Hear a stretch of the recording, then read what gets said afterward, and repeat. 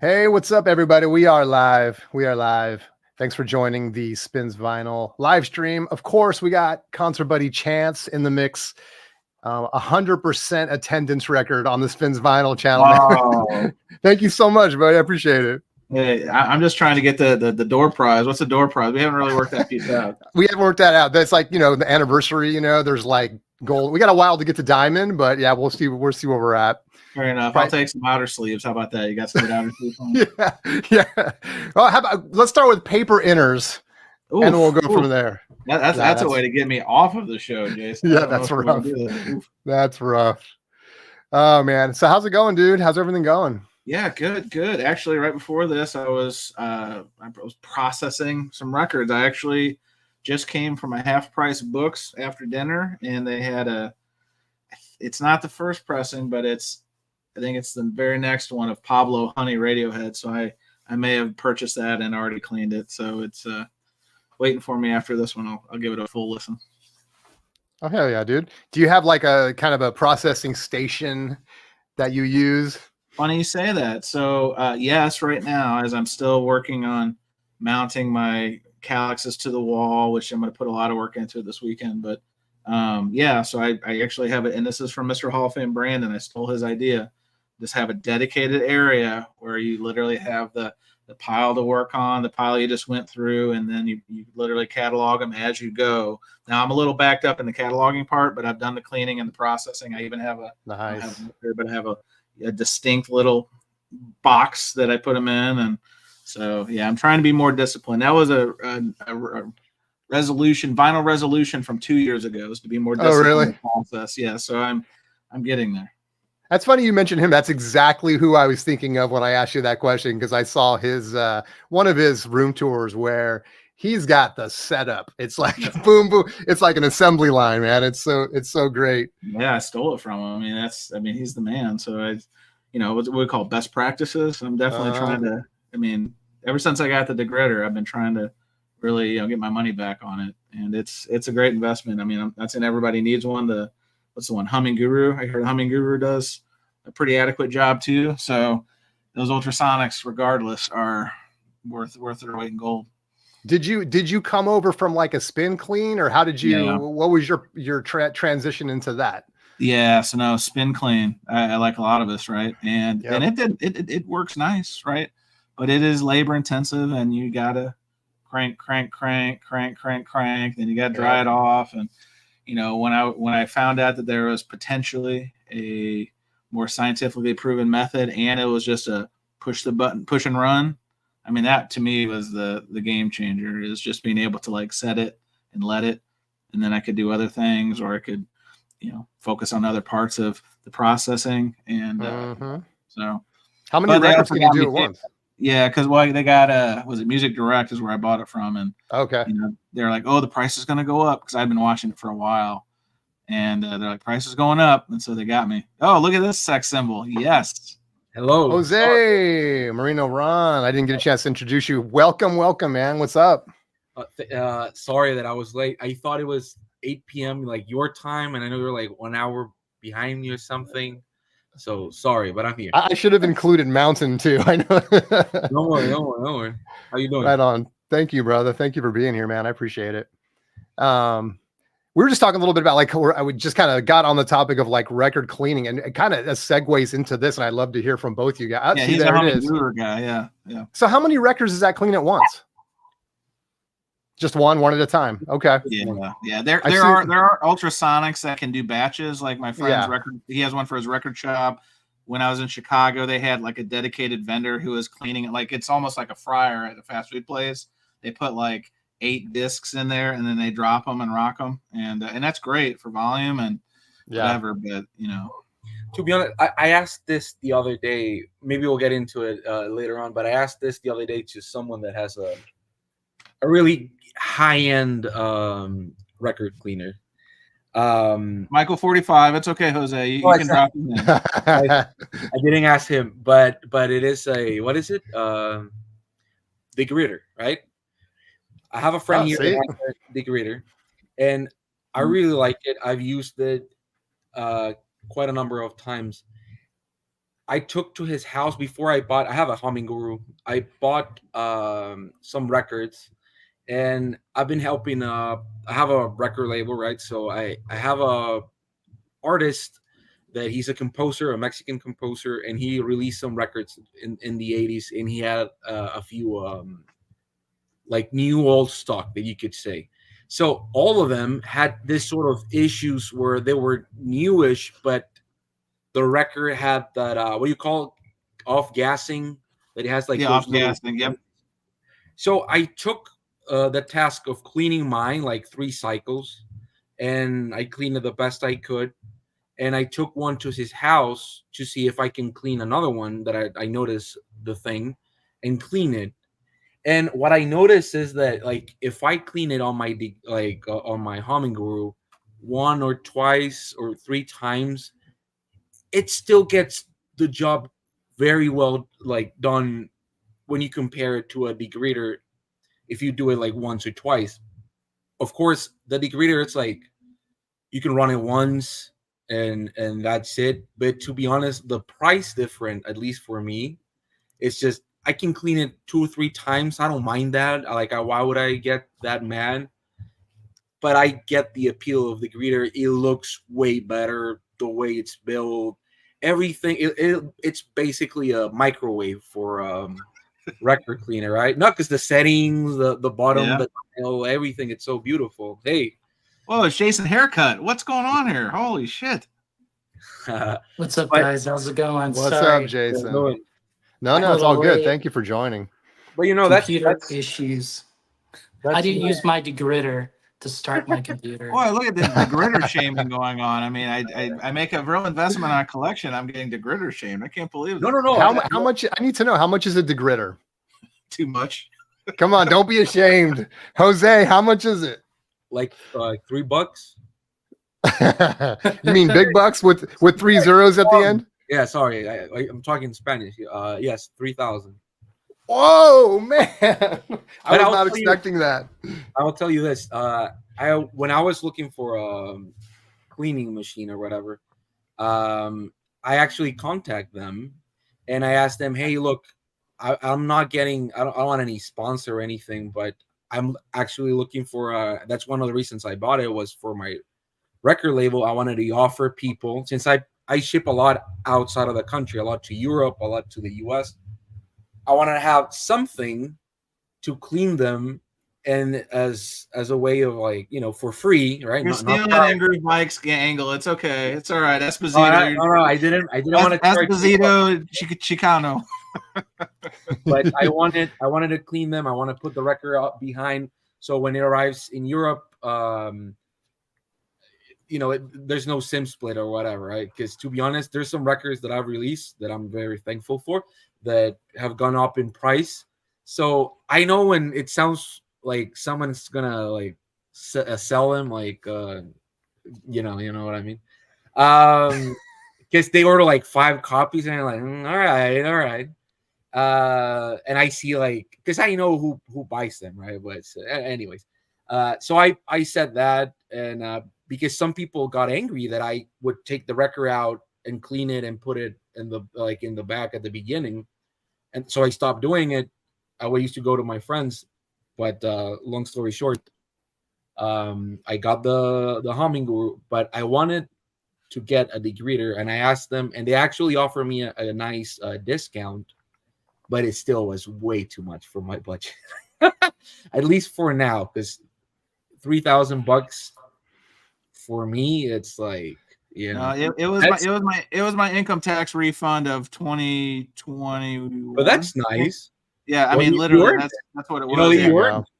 Well, and that's what I told Jason before, is that Music Direct did the whole patented, well, the price is going to go up. So I did a quick cost benefit analysis. I'm like, okay, the price is going to go up. I can get it without sales tax, because Missouri at the time was still a non-sales tax exempt state for online purchases. So I was like, well, this is potentially a $700, $800 swing if I just buy it now. And, in hindsight, I probably been fine with the Humming Guru. To Jose's point, maybe you have to run it an extra time or two. But, I mean, it's what, a tenth of the – Jason, you're better at math than I am. Is it 17% of the cost of a degree?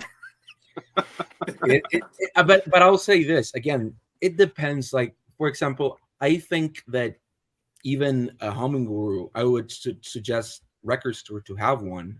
Yes. It's a great thing. I know having the best one would be the best thing, but it's like, I don't really mind doing it 2 or 3 times, and I get good results so far. Like, the only problem that I will say here, at least in Mexico, believe it or not, getting the distilled water, it's not as simple as in the US, because most like when I go to like a CVS would be here, they normally don't have it because they reserve it for like some things. So I have to call and see which one has it, or if not, I have to buy it on Amazon, which is whatever, right? But it's like 3 days to get it, but it's a little annoying.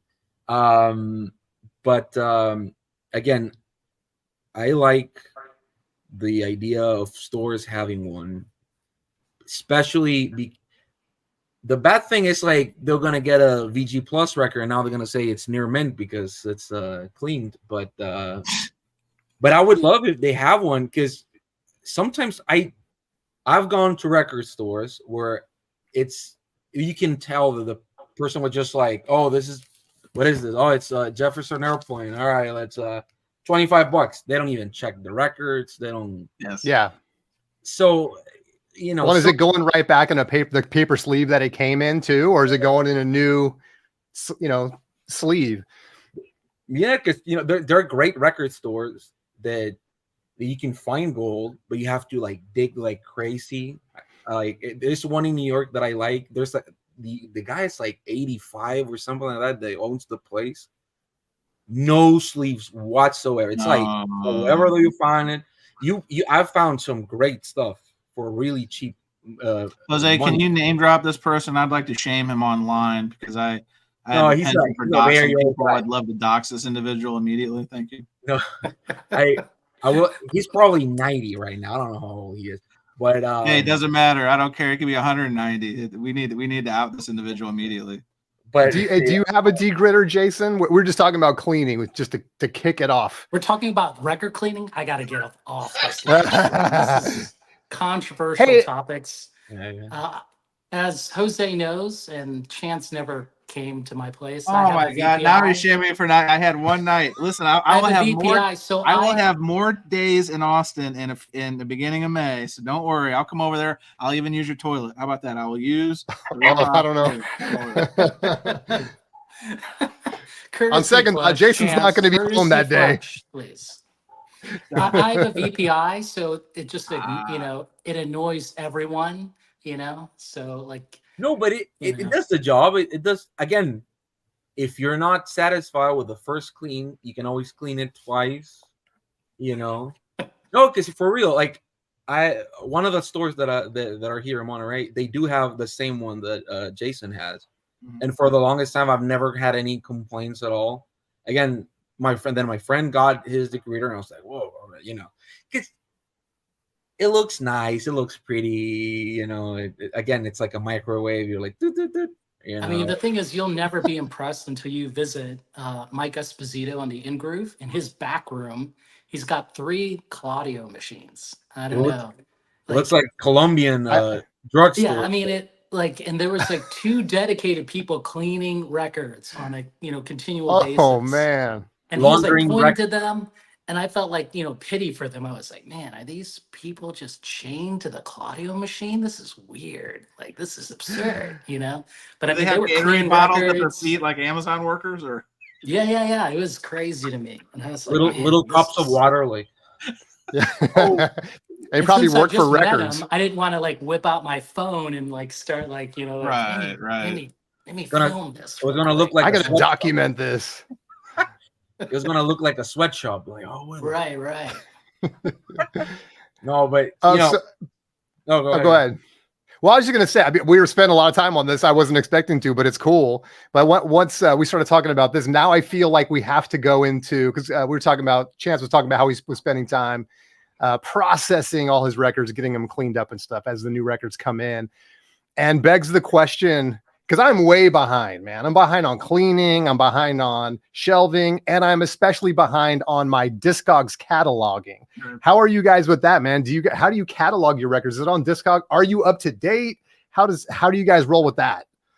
So No? if it's ordered from Discogs, it's gonna get cataloged because It's I easy, leave right? feedback. But if I buy it on eBay, then I have to do some work, right? But Yep.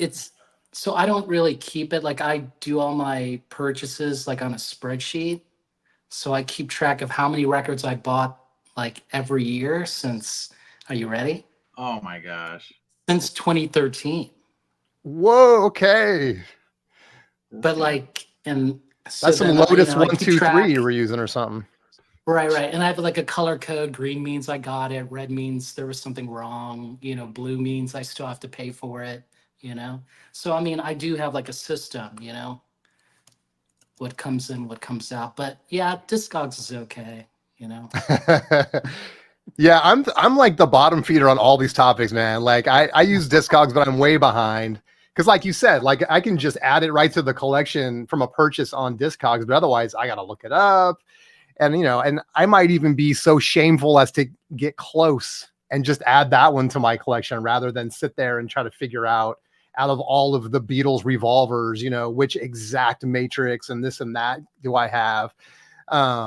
But so I mean, the question that comes to you is, isn't your want list from Discogs synced up to your eBay? Do you have the same, or you don't use eBay that often? Well, so check this out. I actually did a video about deleting your want list because it creates demand, right? It creates demand for those records. If like 1,000 people got a want list of one record, the sellers are going, okay, sweet. Let me mark this one up. That's kind of how I feel about it. So I delete, I do what you do. I use a spreadsheet. So I just keep everything tracked that way, like a want list. But, I got a spreadsheet, man. My spreadsheets, I do spreadsheets all day at work, man. I don't need another spreadsheet now. That means I'm behind the times. I mean, hats off to you guys. I will say that, I had my account got banned from Discogs, by the way, a few years ago. What? Yes. So yes. So I got to hear that story when you're done. I have my labels now, but I don't. And I buy from there, but I don't really. And then I have a friend here that has a record store, and he helps me sell some stuff, like my labels as well, or records that I have here or whatever. But my original Discogs account was from like 2007, 2008, and I had at that moment I only had CDs, and it was probably horrible in the sense that I would just be like, oh, this Weirdo Yankovic CD, and I would like, but I have them all, right? And I would have like whatever, but I had a really old account and I was really happy about it. But I had a beef with one of the moderators because I put up a record that I put out. And I put the photo that I took with my phone, and they said that I took the photo from the internet. I was like, no, well, I'm the owner of the label. So I posted like another take. Like instead of the actual photo, I put another one, the next photo that I took, and it still got. And I was like, well, I started saying a bunch of stuff that I shouldn't have said. And then the next day, my IP got banned. Wow. So my wife that also has a account got banned, and then a friend of mine that was here, and I told him to check his one, and it got banned from the IP, just like being here, like using it on my laptop. So I had to start using a VPN, and then but they didn't delete your yes. They didn't delete anything off Discogs. Yes, they did. They did. I can't. So they blocked your IP and deleted your account. Yes. So wow. And I asked them to take out the IP because I have a label, blah, blah, blah, my wife, a friend, blah, blah, blah. So they took out the IP thing, but still, it's horrible. But yeah, I actually enjoy putting stuff on Discogs, but I don't have everything. I have like 2,000 records out of like maybe 3,000 that I have, something like that, a little more. It's so hard once you get behind. If you keep up to it, it's great. But I got behind for a while, and it's like just trying to catch up is like not anything I'm excited about. So I'm just like, you know what, it is what it is. It is fun because at least for me, there was a point before the pandemic where a lot of records that I had went up in price like during the pandemic like crazy. So it was fun to me because there were some records that I really didn't care that much for. And so a few days ago, I was asking my friend, he sent me like all the records that he's helped me like sell. And only one has gone like really up in price from the ones that I saw in Discogs. So I'm happy. Like I sold at the time that it was proper for me to have sold them. But also sometimes it's fun. Like for example, this one that I showed, which is a mono version of the first Jefferson Airplane record, but it's not the expensive one. So there's like an expensive one, and then there's this one, I guess. But it's still pretty cool. You know, sometimes you find out what do you get, especially like, I don't know, if like for example, like when I remember Chance when he bought a few great jazz records at the Austin Fair, he was like, nah, this can be. So it's really fun to just go in and be like, oh, this is it. Yeah. So that moment when you realize there's three, they have that thing in the dead wax, and it has this little one in the corner or whatever. Yeah. It's pretty amazing, to be honest. And you see that that Jose Shuggy agrees. Shuggy agrees with that statement. I'm just letting you know. I love that his hair almost the shape of the ring wear. Yeah, it's pretty epic. That's awesome. Well, so you guys want to jump into our topics? We got, first thing I wanted to hit was vinyl formats. What's the difference?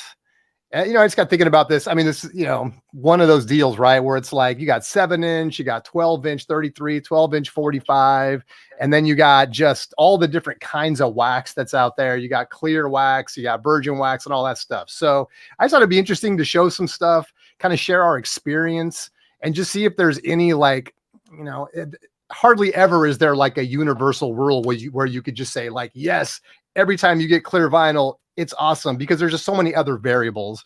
But anyway, I just thought it'd be fun to share some of that stuff and just talk about, you know, does a 7-inch 45 and a 12-inch 45 sound the same, and stuff like that. So hope you guys have your records ready. What do you got, Jose? You're already gesturing. Go for it, baby. On at this. That's why I just kind of I'm winging whatever we talk about. But Jose is the man for pulling any. Like, he's literally sitting on a stack of records right now. I'm sure he doesn't even, or he just knows right where it is, man. Well, the 7 inches are here, so I can just like pull them out. Right. Yeah, let's do it. Well, I'll give you this little insight. So yes, there's 12-inch. Well, there are more formats, by the way. They're even bigger. There are 16, 18-inch. Records that were like for radio, like don't forget the 3 inches. Record Store Day coming up. 3-inch records, because everyone is asking for 3-inch records. They are like, I know for a fact that I know Felipe probably has it, but there's White Stripes, like a few years ago, maybe 10 years ago, a little more, they released a 3-inch before the Record Store Day revival thing happened. And those are really pricey. I know there's like Snoopy ones, and Disney always does some for Record Store Day. So there's 5 inches, which I once almost released one. There's 7. There's 8, believe it or not. There's 10, and there's 12, which is the normal ones are 7, 10, and 12. Yeah. What I'll tell you is that at least in my label, what I've come to realize is that selling a 10-inch and a 7-inch is way harder than a 12-inch. It's crazy the amount of work you have to put in to sell a 7-inch. So, for example, if the 7-inch are songs that already came out on a 12-inch or digital, whatever, it's really hard to sell.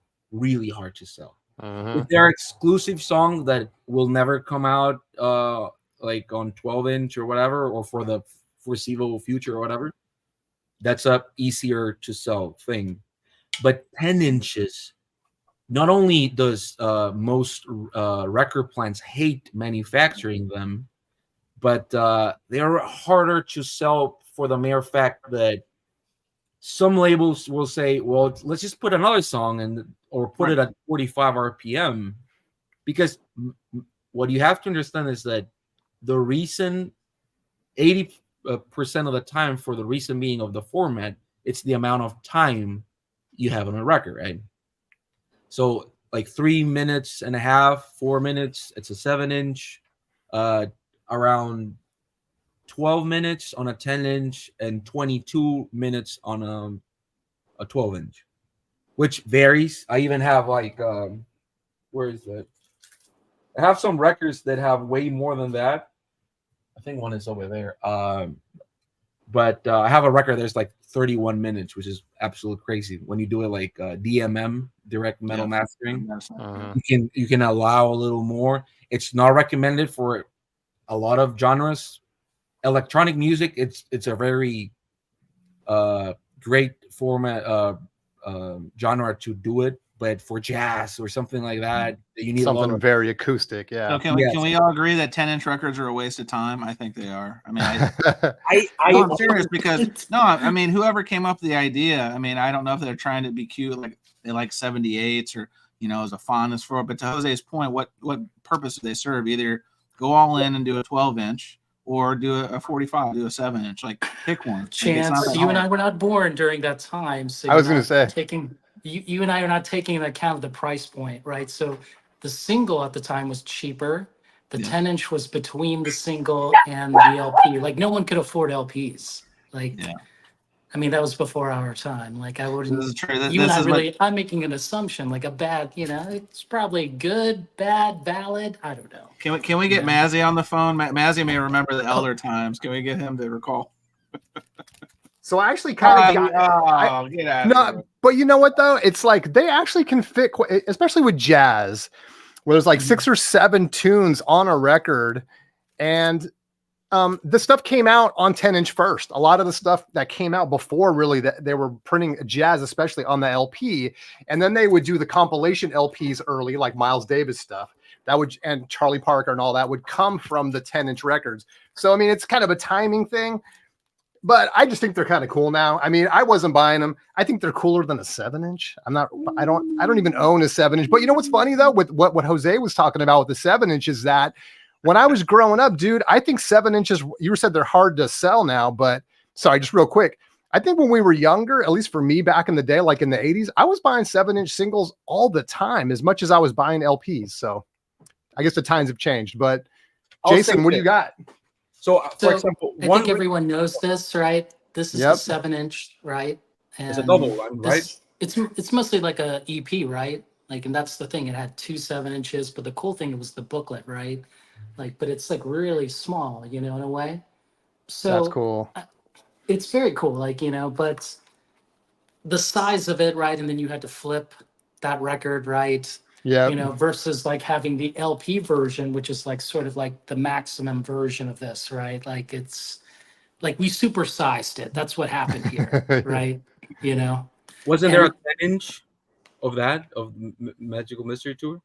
No, that's not what she said, Jose. But there was no 10-inch. But I mean, do they sound different, Jason? Do they sound different?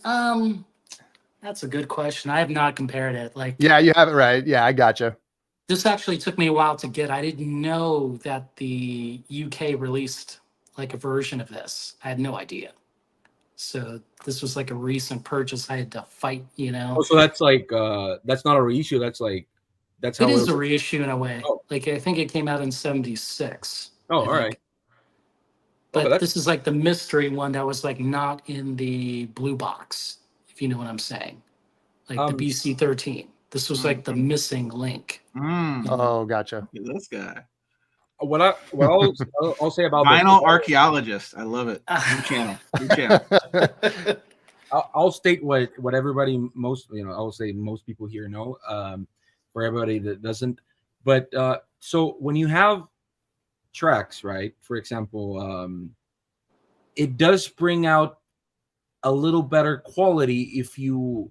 And the reason they call it audiophile at 45 is because it's a faster speed, But instead of having 1 second of music in this long amount of vinyl, it's over here. So it's like digitally, you could say like it's more sample rate for music. It's like inches per second with cassette. It's like looking at, you have more. Yeah. So you actually have more space for the, to the groove to develop instead of having it compressed. So again, that's the speed, not really about the format, because the format is mostly used for the amount of, that's why when you have like singles, most of them were released on 12-inch maxi singles and 7-inch, because it's mostly about the ability. If somebody wants to just listen to it, they can get a 7-inch, but like DJs, or if you're not used to the format, you would get the 12-inch. Well, the DJs was control though, right? Because it's a lot easier to control a 12-inch single on the turntable, especially if you have double decks versus a 7-inch. Especially in a dark club, they've got the timing strips, they've got their markings. Like trying to do it on a 7-inch is like a disaster. I will say that I actually prefer to buy sometimes a 10-inch instead of getting, because I really hate when they release a 12-inch, which is like A, B, and then the other is a C side, and the D side is an etch where there's no music on it. Personally, I don't really like when they do that. So instead of just putting more music or whatever, I just wish there was something there. There are some labels that actually like Sup Up. I know that they do that, which is weird because I don't think it's the market for that.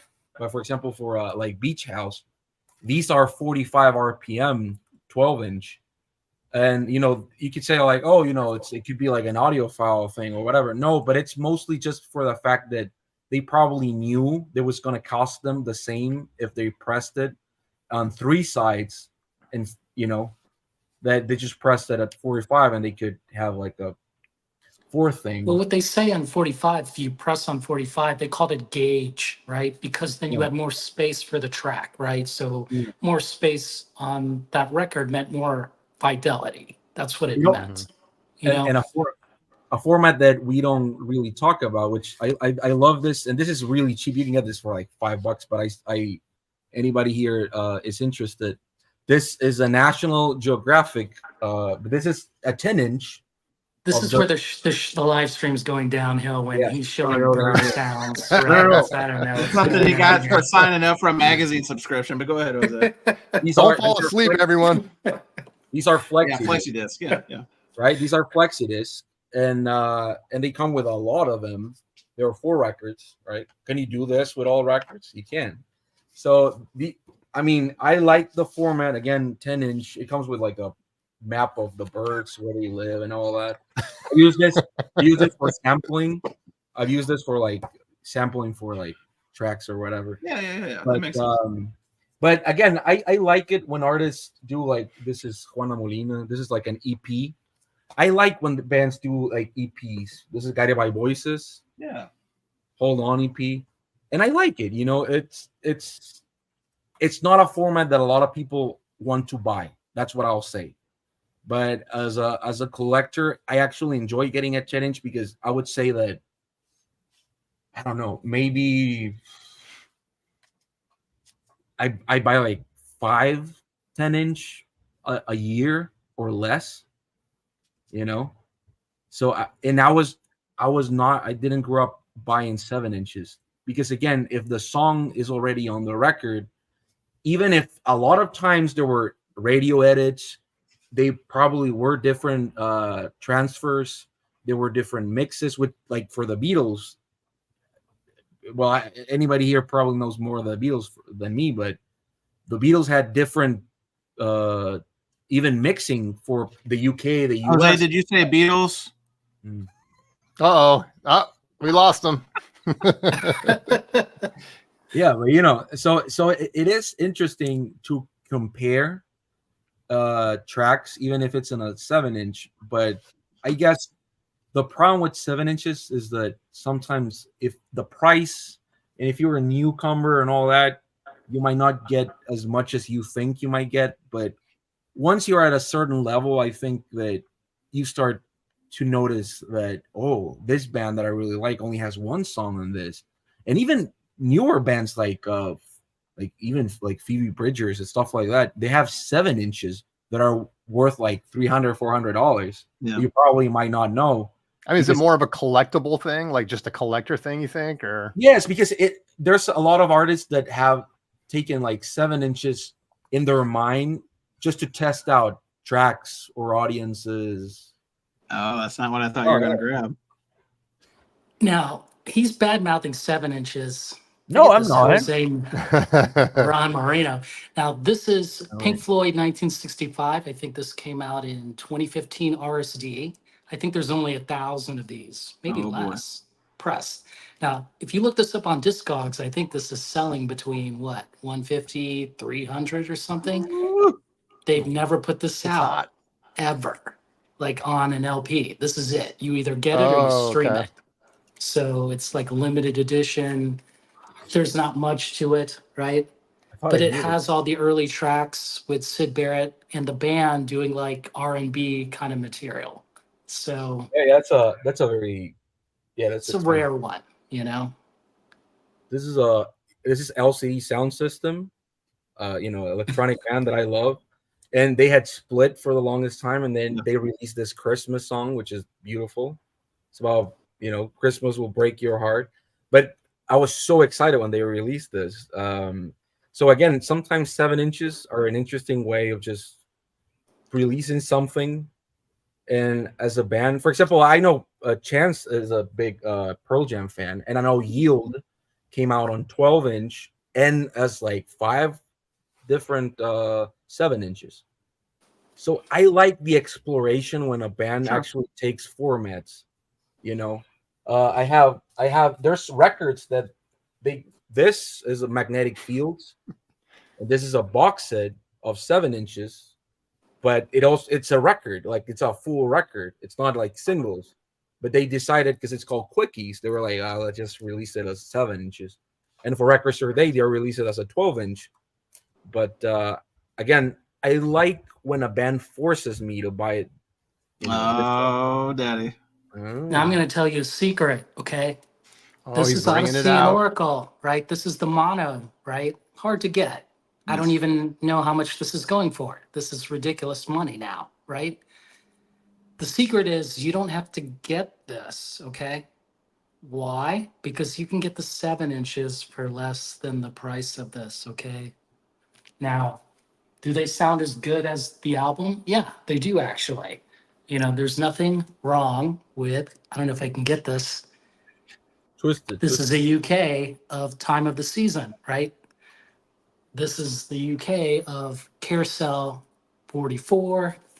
And then this is the UK of Beechwood Park, okay? These are cheaper than buying the album, okay? Now I've just raised the price of this. Wow. Do they have as much cachet? I think people love the cover on the LP and everything, right? But it's kind of it's like in a way you're kind of got a secret going on there, right? That it's like, hey, you can pick these up, but they sound just as good. I thought that was the name of tonight's show, Vinyl Secrets. Is that am I on the wrong one?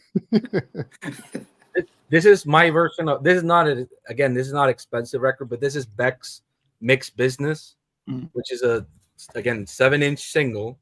But this record, which supposedly is going to get repressed by the end of the year, it's really hard to get. And I love the whole record, but I really love 2 songs, and I have the singles for both of them.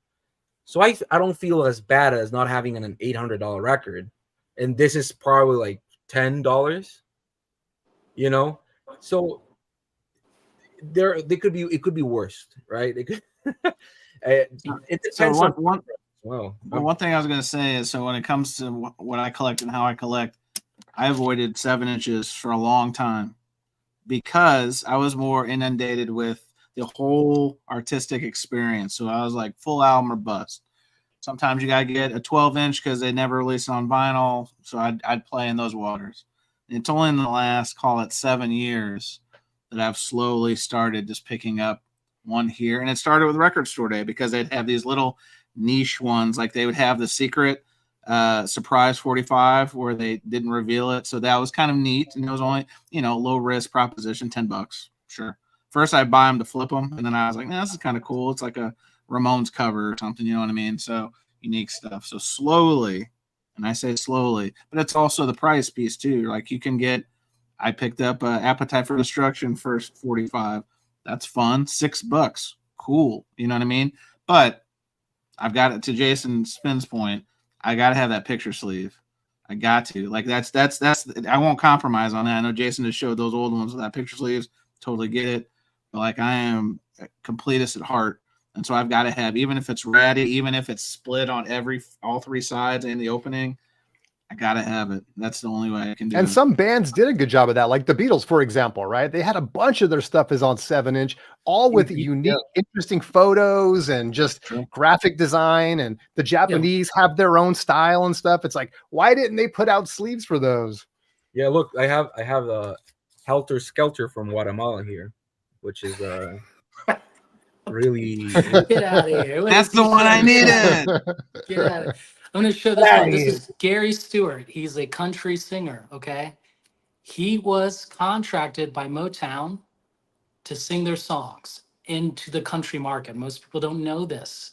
So RSD, right, they released the 7-inch of, like, I think he cut 3 songs. They only released 2. He covers Baby, I Need Your Lovin'. It is phenomenal. So good. In a country, like country version. So before Beyonce, before Little Nas X, this guy, he was killing it. Is that Adrian Zemed's dad? That really looks like Adrian Zemed, the wonderful actor from the 80s. Look at that hair. Name a movie he was in. Who's Adrian Zemed, Chance? Adrian Zemed from Grease 2, from TJ Hooker, the TV show, from Bachelor Party. Come on now. The legend that is Adrian Zemed.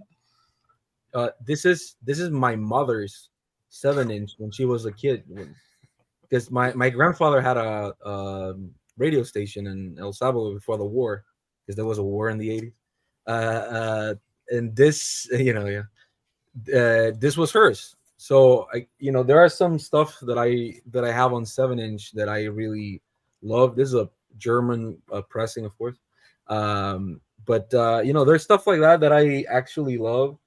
And again, 7 inches, for example, for independent artists that travel a lot, cassettes, CDs, and 7-inchers are the way to go for them most of the time, because they really love the fact that they can carry a bunch on a really small place.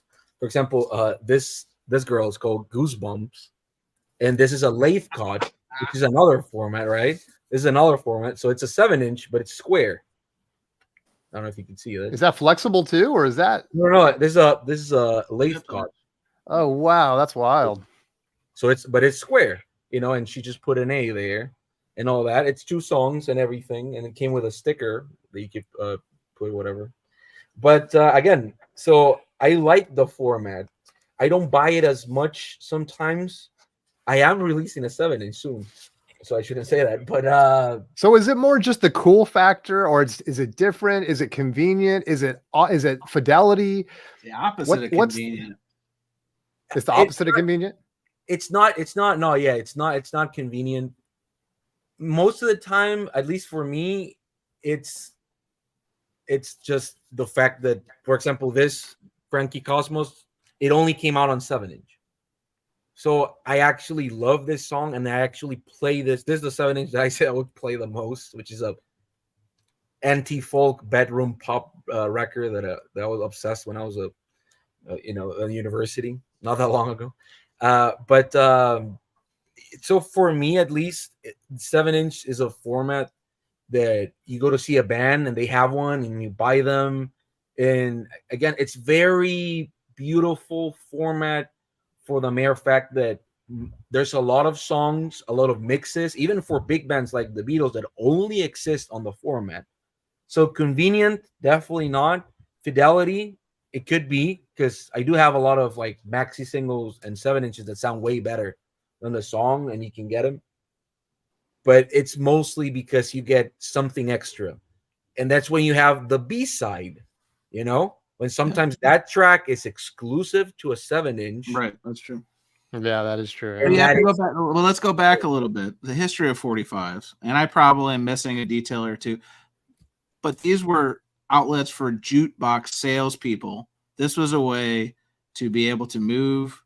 I mean, literally, it's like the old McDonald's. Ray Kroc was selling shake machines, right? Same thing. There was jukebox salespeople, and they were selling 45s because that was the way that you could easy way to turn the inventory over, easy way to get new songs in there, easy way to. Now that was convenient because the machine did everything. It grabbed, played, put the needle down, all that kind of stuff.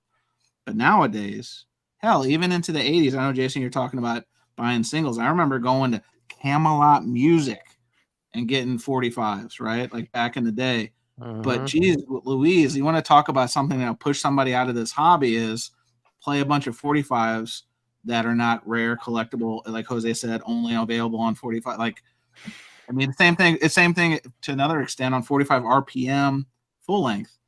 Play 2 songs and you gotta get up and flip it over. So again, it's to each their own. But yeah, the whole concept of a single has like really changed, right? It's like, especially since most people are streaming, they're mostly listening to singles anyway, but it doesn't have a real format, and so it doesn't really matter, right? It's just hit repeat on your iPhone or whatever. But yeah, back in the day, like there was a real purpose for that stuff because you had to go down to the record store and buy it. Sure. Or I mean, let's go back in time. Let's go back to the malt shop, to the video game, wherever they had jukebox. I'm gonna lean back in on that one. If you wanted to hear the theme from Beverly Hills Cop over and over and over and over again, you had the control. Which I did. Yeah, right. The shakedown, right? Bob Seger. You put that in there. yeah, Jose, jukebox. You just keep pumping that money, and guess who liked the fact that you just kept putting those dimes, nickels, and quarters in there? The owners and operators of those jukeboxes. They love that shit. So while perception-wise was, I can just keep playing this song. I love this song. I love Madonna. I want to keep hearing that new song. Cha-ching, cha-ching, cha-ching, right? Yeah.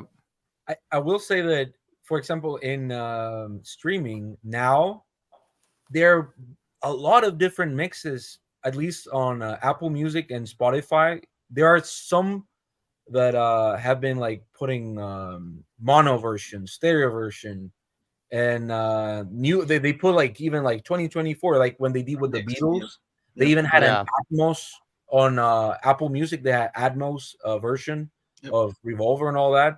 So they are even like, I don't want to call it formats, but well, there is WAV, FLAC, MP3. So they are different formats. So again, even in streaming, you know, you get FLAC, you get WAV, MP3. I would say that I believe wholeheartedly that most people, when they streaming, they really don't give a crap like about the fidelity. Like a big percent of people. I would even go as far as saying like 80 probably. I don't know.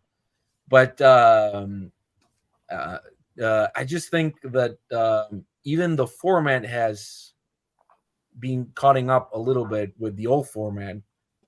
But you know, and that's something I really hate, by the way, because sometimes you buy a box set. For example, if you buy like the Bob Dylan ones, they have samples of it. But even the Uber box, the Massey one, the huge box set of what is it, George Harrison, that he paid like 2 houses in Minneapolis for it. That stuff is like, all of it, it's on Spotify. So it's really frustrating for me sometimes when the newer releases and reissues, they're all getting dumped on Spotify. They're all getting dumped on everything. So again, sometimes the actual 7-inch of the song as it was meant to be, or as it was originally released, hits the spot. Okay, got a little Shuggy Otis. Oh, oh, look at this guy. Love it. Can't get this one on streaming. Just heads up. Yeah. In mono. Nice. Yeah, I love the fact that there's a lot of artists that I love that are not on Spotify and probably will never be. So that's another reason why I really love getting, those 7-inch, 10-inch, and singles. To be honest, if it's on 12-inch, I prefer it. Like, for example, I know this John Cale one. There's also on 7-inch. This is literally 3 songs, but I love it. I love the artwork. To be honest, I hate the sleeves. Sometimes the sleeves for the 7-inch flimsy, and they normally come like in the worst sleeve possible. And I don't want to get like rice paper ones and all that. So sometimes I don't know. If I can get it in 12-inch, I'm still gonna buy it in 12-inch. Yeah. I mean, we're beyond the point where this is kind of useful. I don't know. I mean, that's my opinion. It's archaic like this, right? Like, we're not in that period. Like Jose was saying, like you could only get this because it had the B-side, right, of Rain, right? It was the only way at the time. Yeah. If you couldn't get this, then you called your friend. Did you buy that paperback writer 45? Well, it's like a way to like get pushed more music out there and to sell something, right? It's like now, since no one except nuts like us are buying this stuff, it's like you said, like there's just no real. That's all you guys. Yeah, It was like because we're missing it. Like it was a special occasion when this came out. Yeah. It was like, oh my gosh, the new single. Have you heard it? Whoa. And Jason hasn't showed my favorite 7-inch that he has, but if you are into psych music, 7 inches are in like a great format, because most of the times the B-sides are always like on point, because it's probably a song that the label was like, nah, fuck that, like let's not have it. But so that's why I love sometimes 7-inch, especially psych music. It's a format that gives you back. You buy it and you get stuff that and also because you're getting one song of a record that's probably $400, $600, $1,000. So having at least one song that you can feel like, hey, look, I have my small. Oh, there he goes. Yeah, that's a great point. Just getting the B side. He doesn't know where it is, right? Sometimes Jose had them sticky fingers in Austin. Is that what I'm picking up here? No. No. Like for example, I collect a lot of music from my country on 7-inch. So this is like garage psych music from my country, and I actually love the artwork on most of them, because it's stuff you don't see. So and it's hard to get. It's hard to. Do you have any Chelino 45s? No, those are big bucks. Big bucks. But again, I love it. I love just the artwork when there was no artwork, Yeah, just the design, the sleeves and some of them are, just getting the label. Some of those, every era, that label put out a little different sleeve, and stuff. And that's cool. I even have like Jim Crochet on 7-inch, but it's like a Central American one. What is it? Wild Cherry? Yeah, Wild Cherry. I had no idea Jose was into Jim Croce, but No, it's Jim Crochet, not to be confused with Afghan Wigs, I think is what Jose was trying to. I got our name. Let's hear the song. I have to say I love you, with a song. Nice. So Chance, I saw you rifling through some records over there, man. What do you? Well, no, I mean, in fairness, these guys did their homework, and since they are 45 enthusiasts, I don't really have. Well, we don't have to just talk 40. I know we ended up going heavy on the 45, man. No. Listen, and they have a place, and I would collect what you want to collect, man. That'll be my only thing I'll say about it. Like I was saying before, they've got me kind of pulled in a little bit just based on a lot of this record store day stuff, and then you kind of like go down the beaten path, like Jose talked about Pearl Jam singles. They used to do the 10 Club single, and I wasn't in 10 Club back in the day, so I was like, oh. What would it take to go pick up all of those? And then I found somebody who was selling them on eBay, and he wanted, I thought $200 for 18 singles was reasonable. Once it got up to higher than that, I checked out. Why? Not because I'm not competitive and not because I didn't want them, but 45s. Like I'd rather spend that money on, I don't know, picking up a first pressing of 10 or something like that. What do you guys think about, if we can shift just a little bit? What about, And again, I've been a LP dude, 33 RPM since forever. You know what I mean? It's just how I've been rolling from habit. I mean, but now as I came back into the community, you know, several years ago, was like, and before I didn't start to learn about any of the minutia of this stuff until I discovered like Michael Fremer on YouTube, right? I had no clue what a matrix number was. I was just buying records and listening. Did you know what comedy was before Michael Fremer? Because some say that comedy was birthed by Michael Fremer. I don't know. That's what I heard. Artistic intent. There you go. Artistic intent. Yes, sir. But so recently, you know, they started putting these out, what, about 10 years ago or whatever. These are the Music Matters 45 RPMs. Sure. I had no purpose for them. And then recently I did a shootout where I got one just because I wanted to, like, you know, I needed to weigh in with one of these. And I ended up buying a couple of them. They're very expensive, man, but I love these now, man. They just add a layer of confidence when you put it on, and you just get all that, you know, and if you have a decent system, you can hear it. You can hear it. Is that the Cheech and Chong 420? Yeah. Up in Smoke. Yeah, that's a good one.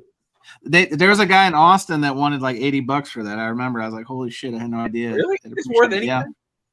I mean, it's probably like $50, $60. Right. I mean, I wouldn't pay that for this. No, I wouldn't pay it either, but, you know, $30 maybe, just for fun. Maybe. So are those Music Matters jazz in stereo or in mono, right? I think they're all in. They might be all in stereo. I'm not sure. There are people that are, they will collect every single one of these. And if you bought them when they came out, you were in decent shape. But now some of them are $250, $400. Like the one I really want is Bobby Hutcherson's Happenings. It's like $450.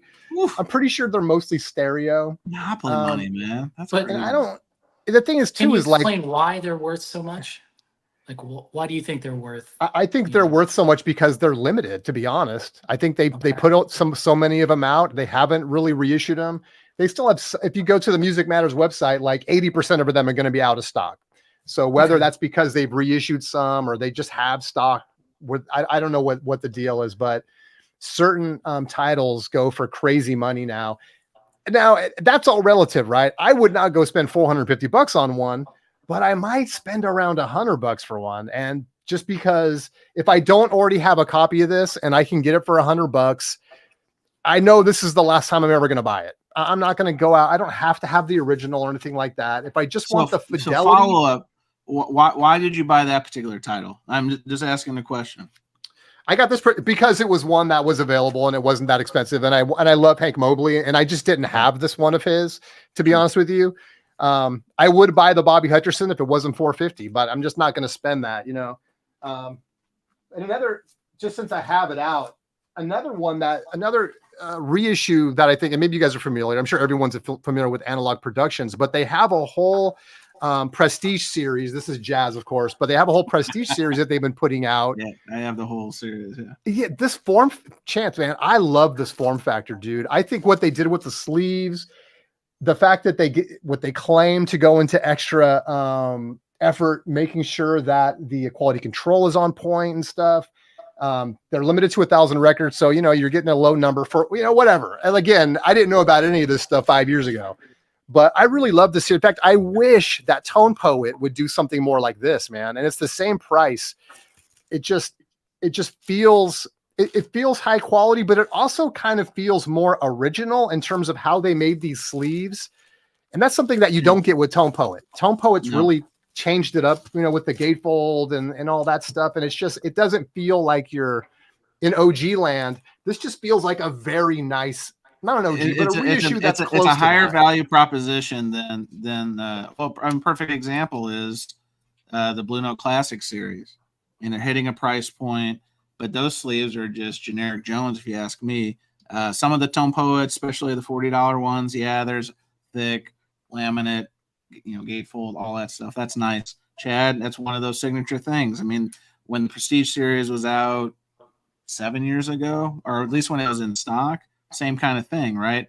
Then they reissued it 2 years ago or 3 years ago or whatever it is, and magically, through the power of economy, the price point went from 20-25 to magically now 40, which, you know, whatever, it is what it is. But everyone's chasing that same price point. But to your point, Jason, I mean, I think it's a lot easier to stomach picking up those titles at, let's just call it median $40, when it does have a higher value proposition, better sleeve, better experience.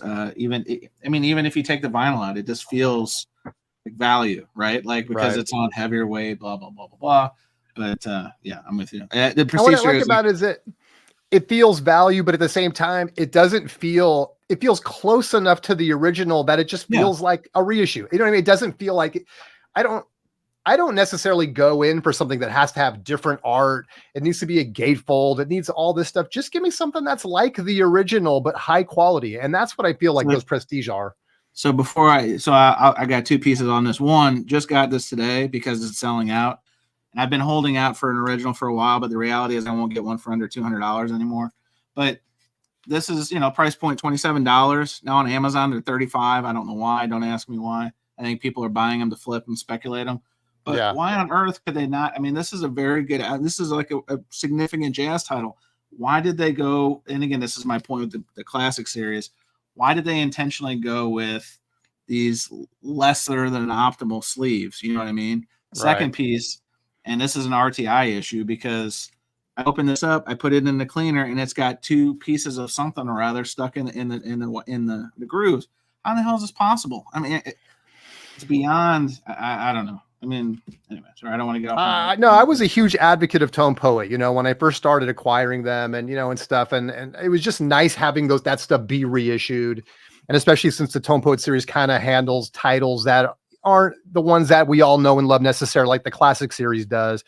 Sure. But more so when I started to grab stuff like this, like the Lights Out, it was just like, man, dude, why, to your point, why does classic series, I don't think it should feel like a cheaper offering. Yeah. It's I would rather spend $10. And also it's the titles. Like they put out Eric Dolphy's Out to Lunch on the classic series. Why not put that on I know it's a classic, but if Tone Poet's supposed to be your high-end product, put some of the bigger titles on the Tone Poet series. Again, maybe somebody in the chat knows. I mean, if Felipe is there, he may know this, but there had to be a rhyme or reason of why some got the Tone Poet Cadillac experience and why they use titles like this or Sidewinder or whatever as the classic. I probably should care more about it to probably know that myself, but the reality is I like the price point. And if you recall, when Tone Poet relaunched a couple of years ago, the price point was sub $30, but inflation and COVID and then magically pushing the elasticity of that price point, they started it, and then you heard Chad say, oh, yeah, the Prestige, when it comes back into the print, we're going to have to go up to, 30, 35, 40. That's what they did. And again, I'm not trying to, dissect their business, but I don't know. To your point, I would pay $10 more to get a higher quality jacket and actually make this the definitive because I'm not going to pay $200 for a VG. I would rather see them rather than what they did was they created the classic series from whatever the last series, 80th or whatever that last series was. And then they created Tone Poet at that same time. Yep. Just do what they're doing with the Prestige series, make them all universal, put them on nice. Yeah. So anyway, nice. I mean, it's only good when it's signed by him, right? Oh, come on now. That's killer, dude. That's killer. I will say that for the niche people out there like me, that I like jazz, but the type of jazz that I like would kill a grandmother like this. I like them weird. I like you like loud. The fusion, the free jazz, that shit that they're snorting cockroaches kind of stuff, or just free jazz. That's blasphemy, Chance. So I will say this. I love when people what pressing do you have? It's like, hey man, the record that I really want, there's no other pressings. There's just one guy that released one record. So for example, I got this 2-3 days ago. And this is Milford Graves. Look at this guy. Baby. Some people say Babby, but it's with the E, so it's supposed to be Baby. Sure. This is an incredible free jazz record. If you put this on medium volume, people are gonna get scared in the neighborhood. This is a energetically charged record. And it was pressed by Superior Viaduct. This is like $25. An original of these are $800. So there's only 2 price points if you want to buy this record. And I think I'll never listen to an original one. And if I do, great. But and if I ever own one, I find one, great. Stranger things have happened to me with records, but I'm so happy that it exists. So that was my gripe about the Pharoah Sanders stuff when we were on Chance's stream, and I took slack for it. But it's like the same thing. You got 2 price points. You either can get an original, and they have reissued a couple of. In fact, I don't know if I have it handy. You showed it on that stream. I snagged one, man. This is such a great. I know. You should. Hey, you reminded me that I had to pick one up. Oh, all right. And I don't even like mentioning the titles because, to like Jason's point, it's like it's going to skyrocket the prices. Everyone's going to go buy them, but there are some that are so rare. It's like reissue that stuff and do it right, you know? Yeah. So that's great. My suggestion would be people research this one because they reissued 2 other records by him. There's even in Criterion channel, the Criterion Collection channel. They have the documentary in him. He passed away a few years ago. And they're like Pharoah Sanders. Most stuff have never been properly reissued, which is crazy. Even Alice Coltrane, you have no idea the amount of gray market reissues or straight up bootlegs. Yeah, that I have to avoid getting because that's again, if I don't understand why there's a huge demand. I know there's demand for other titles, but if you go to the steadily, like Alice Coltrane prices are always above like $400, $300, $200. There are no cheap records. I don't think she has any cheap records. Like Pharoah Sanders, if you look at the 2 records he released on the 90s, they're like $500 records. So you know what I mean? It's like What are the names of those titles, Jose? Stop! Don't. But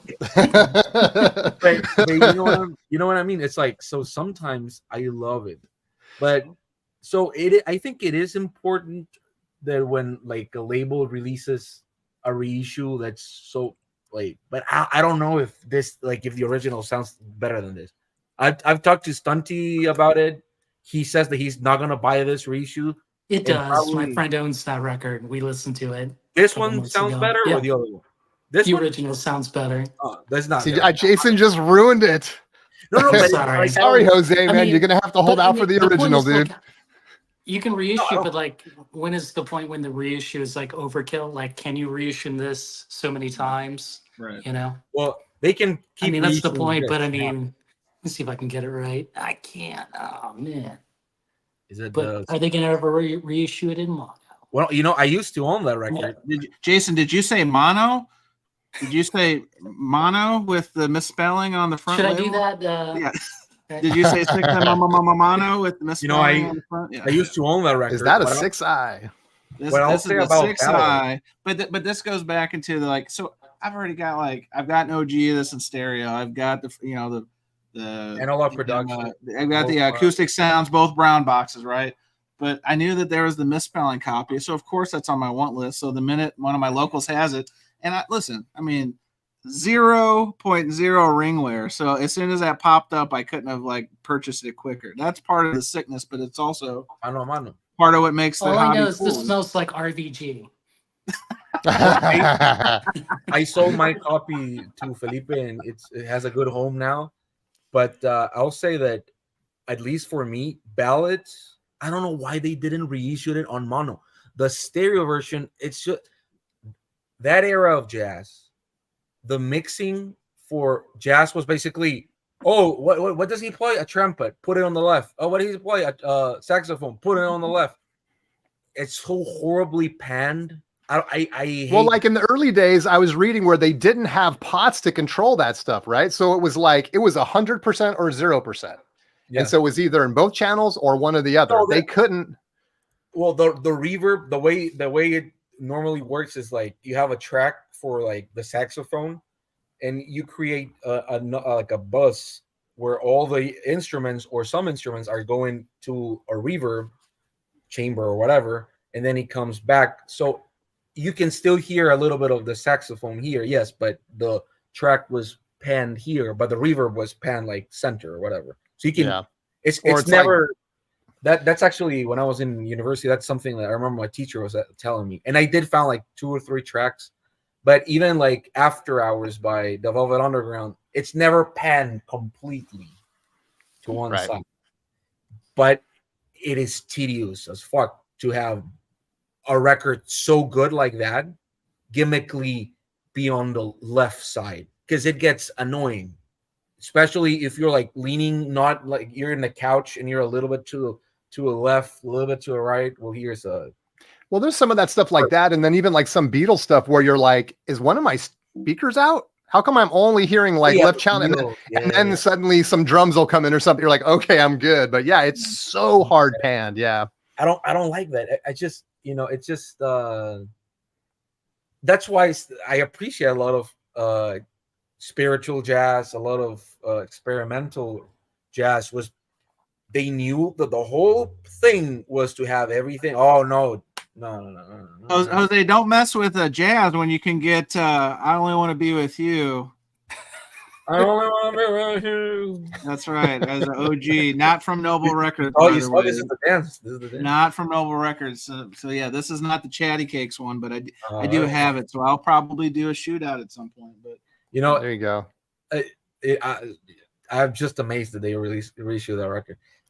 But one of those records that I regret selling from the COVID era, pandemic era of selling records on Discog is my copy of Sex and Candy. What is it? Marcy's Playground. Yeah, Marcy's Playground. I sold that for like $100, and right now it's like $300, the cheapest one or something like that. Was that the record store day one, or was that like an original? No, the record store day one. Yeah. Wow. I don't know if it was ever reached, but it was beautiful. It had like artwork inside the jacket that not a lot of people do it, but I love when they do it. Yeah. It was really, it sounded amazing, but I just never played it that much. I actually like a lot of their records, but Oh.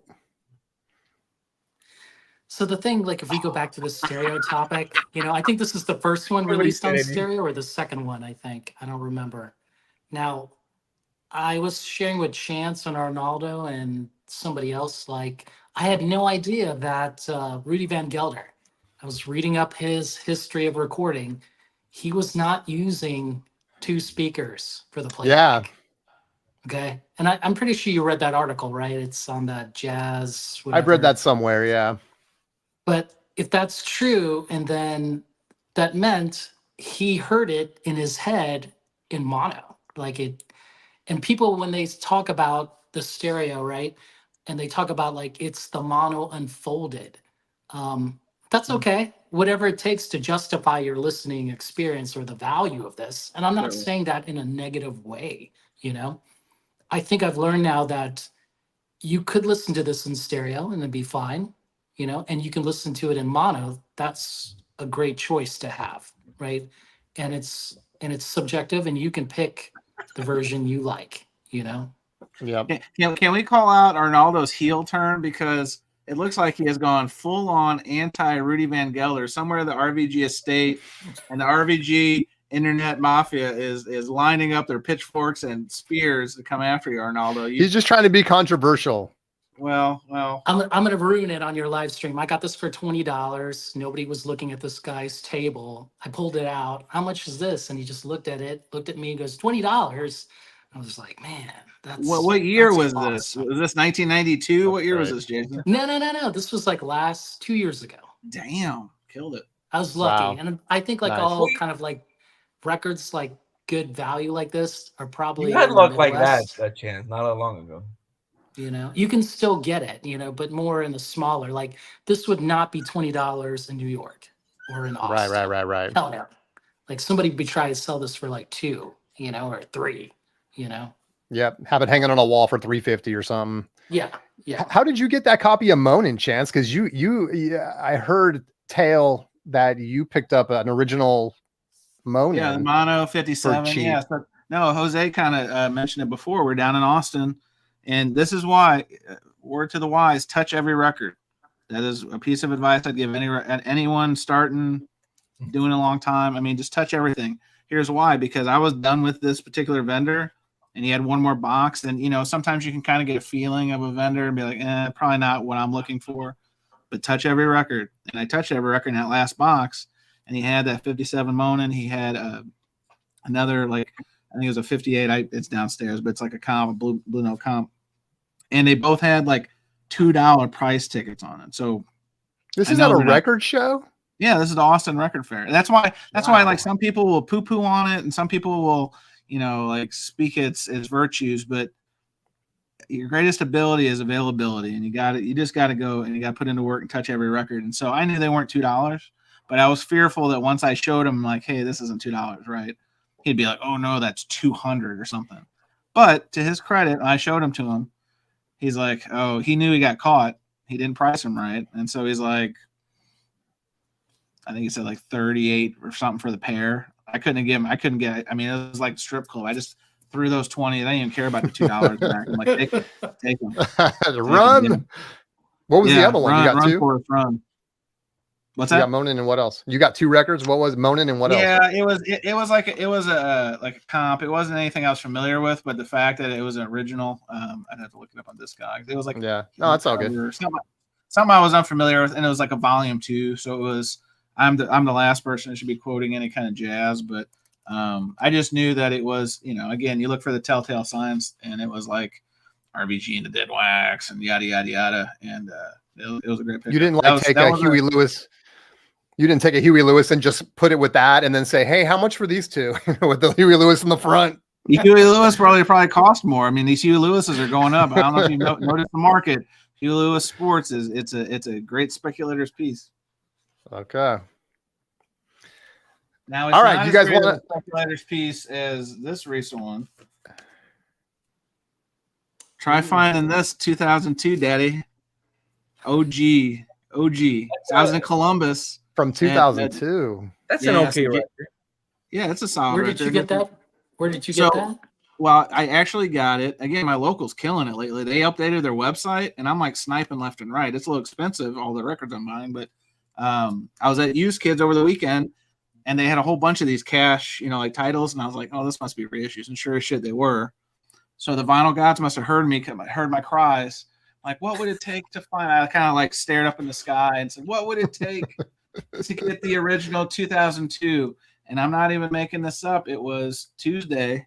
My local had it on their website. Actually, no, it was yesterday. It was last night. You know, the whole buy vinyl at night thing. I try to caution against that, but you just got it. You got to touch every record. I touched the website, refreshed it, couldn't believe my luck, and I'm pumped because this is the one I want. I don't need the other ones. Like there are some other ones, like you covered Rusty Cage on one of these. On like, I think there's like 4 or 5 of these of that whole Rick Rubin series, right? The Americana recording. That's the one with Fiona Apple like in 2 tracks. Yeah, Fiona's on Bridge Under Troubled Water. Yeah, she does some of the vocals. Yeah. I think on that. I think Tom Petty's on that one as well. So he had a lot of Tom Petty's guys on this because Rick Rubin had produced Wildflowers, right? So he was cool with those. So Ben Montpinch is on here. Mike Campbell does a lot of guitar work on here. So yeah, this one obviously has Hurt. It's got Hurt. It's got Personal Jesus, that that cover. That's amazing. Oh, really? I've never heard that one. That's good. Cool. So, yes, sir. It's a good time. So you guys have any pre-orders that you guys have ordered and you're waiting on, or that you're looking for? I know we talked RSD on Chance's stream, but I mean, is there anything else? I know I was waiting for that Giant Steps, and I guess it's out now. It fell off my radar a little bit. I didn't pre-order it. I'm sort of on the fence about it. Like, I really do want a nice pressing of it because there aren't that many nice pressings of it. But now, are you talking about the 45, the Atlanta? Yeah, the 45. Yeah. So that was one for me. But again, I looked it up today so I could talk about it, and I'm like, oh, it's out now. So, but I don't know. You guys have anything that you're sort of champing at the bit for? Honestly, I'm trying to pre-order less. And it just kind of started with that very Atlantic Chad 75 project because he had some nice, there's a lot of logic, and Rojas knows this because I was trying to talk to him about it. I was like, okay, if I plunk down, and again, they're only doing 3 a month essentially. they're numbered, and you get the same number, and yada yada. I mean, cool, but I mean, I don't need all those titles. That's the reality of it. So I pre-ordered 11 of those titles. And they're coming. And the Matchbox 20 and Hootie came last month. I think Stone Temple Pilots Core is coming this month, so I'm excited to hear that one because that's like one of my favorite albums. So, but by and large, I'm not pre-ordering as much anymore because one, I was finding that I was pre-ordering and you pay at the time of the pre-order a lot of times, not Acoustic Sounds, thank goodness, and then I would forget about it. And that tells me I don't need those titles. You know, if I didn't remember, like, hey, where the hell is that title? Because there would be a lot of delays, if you guys recall, all the supply chain problems. And I would pre-order something and then I'd forget about it. And then one day I'd be like, oh, didn't I pre-order that? And then you find out it's been delayed. And so I got out of the bad habit of doing so many pre-orders. Tying up all that money. Yeah, I gotta buy another degritter, guys. I mean, I need all those cash. Let go. What about you, Jason? I've avoided. I mean, there was only one pre-order that I purchased because I was excited that they would attempt to, do this, and I did get it, which is you did get that. Oh, sweet. And it sounds great. I think there's that one song. What is it? Super sexy. I can't remember. It's hyperbolic. It's the second track off side one. Man, that thing has to the bass has to hit you hard. Like the groove is so amazing. This was the only pre-order. I'm more selective now. I kind of learned my lesson from last year and all the buying into hype and stuff from either Chad or the vinyl community. I'll just be honest, now I'm when you get off that whole train, and right. you start you go through the VC more detox. intentional. Yes, VC detox or VC intervention, right? You get an intervention, so you get off that train and then you explore the things that you like, right? Yeah. And that's when you find out who music tastes that your own, what you like, right? So I mean, this thing that we see here, that little Richard, I had no idea that in 2008 that they did this. I know Chance and I have talked about this. So I did get it finally. It's hard to get, it's not in print. No. And when I compared them from this one to the OG, I think I'm done with MoFi, guys. Oh, more breaking news. There's something muffled about this, and I get it. You want to cut it at a low, whatever, cut it low, so then there's lower noise. But I guess you're missing that treble, that energy, I think, that what I call the more presence that's on the OG, but not on this, So. Interesting. Well, and to Jason's point, because I think the story started when I was talking, because I saw it in Chicago a couple of years ago for $40. And it was back then, I'm like, man, I'm not going to pay $40 for a MoFi. This is bullshit. I wish I had, because now it's stupid money. But if it's already stupid money, I'd rather go back and get the OG, right? I mean, to be honest with you, now good luck finding one in good condition. That's what that's the headwind I'm facing is oh yeah, I'd like to do that. Bless, too much stress. I flip records, whatever. If I find the right one, I'll get it. But to find one that's not beat to shit, good luck, pal. Because the other part of this, and Jason kind of hinted at before, is that it's changed. The hobby's changed a lot, right? But it's really changed because people are sitting on those great pieces.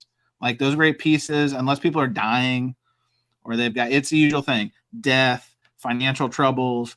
People are just sitting on their pieces. No, it's the reality. Jason's not going to get rid of this anytime soon, right? He's not going to get rid of the Piper. You know what I mean? He's not going to get rid of those awesome pieces. And that's just reality. Worth it, Jason? Is it worth it, Jason? Is that an original? Yeah, this is an OG. Of course. Come on now. Look at that wall. Look at that wall. I mean, specifically the Led Zeppelin. The wall is designed to piss people off. I already divide the VC. I can't help it. And I guess that's a mono, a Please Me original mono, probably, right? Correct. With the credit that's at the end, right? Very nice. See that? Very nice. Yep. Yeah, I was trying to get a record. Couldn't find it. You know, this wall is all designed to like piss people off. You know, like He's flexing. He's flexing. right, like hey, step. You know, like you want to step.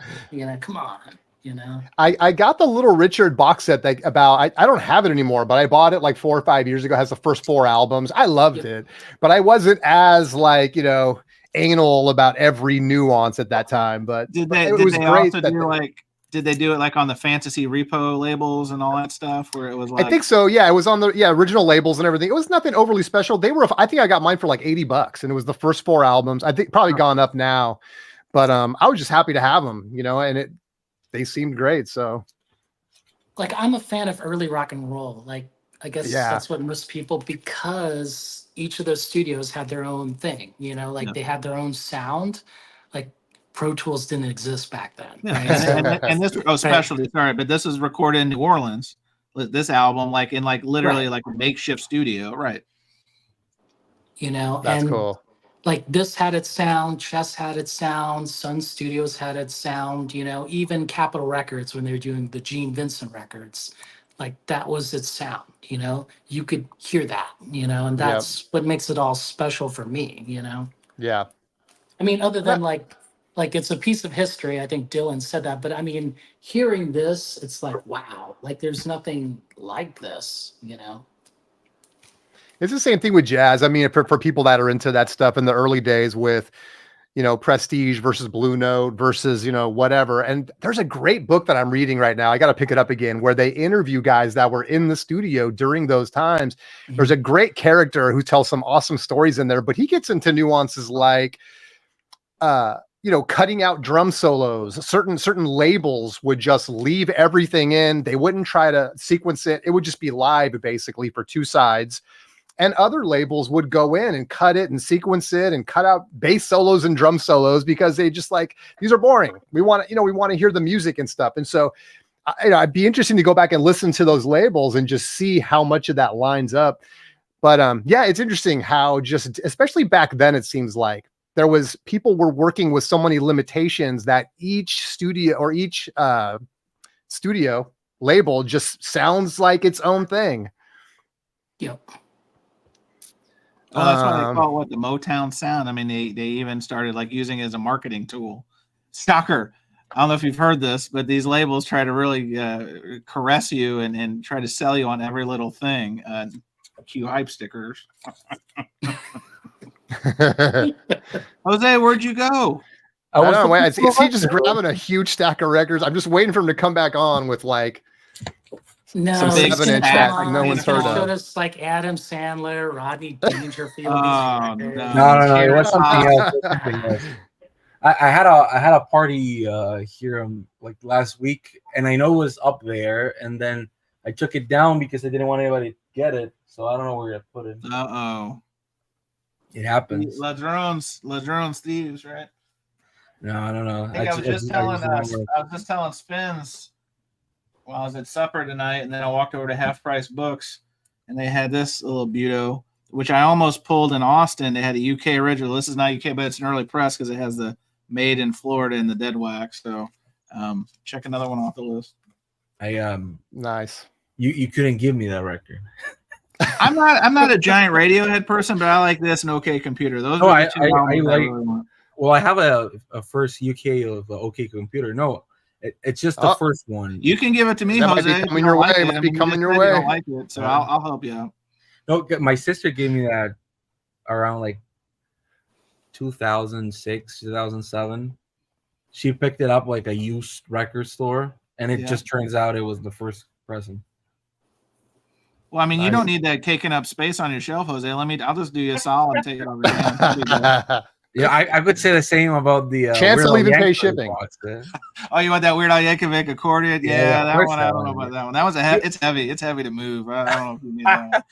You know how much from that box set, if I can say, straight out of Linewood, that's the first CD I ever bought in my life. Oh, no good. Well, that's maybe that's not true. Maybe it is. I think it is. I think that was the one. So that's on that box set. It's the only way you can get it on vinyl. Well, yeah, Running with Scissors, Alapalooza, like those are only box set only. Yeah, that's Running with Scissors. Yeah. It's the Star Wars one is there. Yoda. Yeah. No, Yoda. Oh no, Oh, no, the theme one. yeah, no, They go through the story. American Pie one. Oh, bye, this tyrannic guy.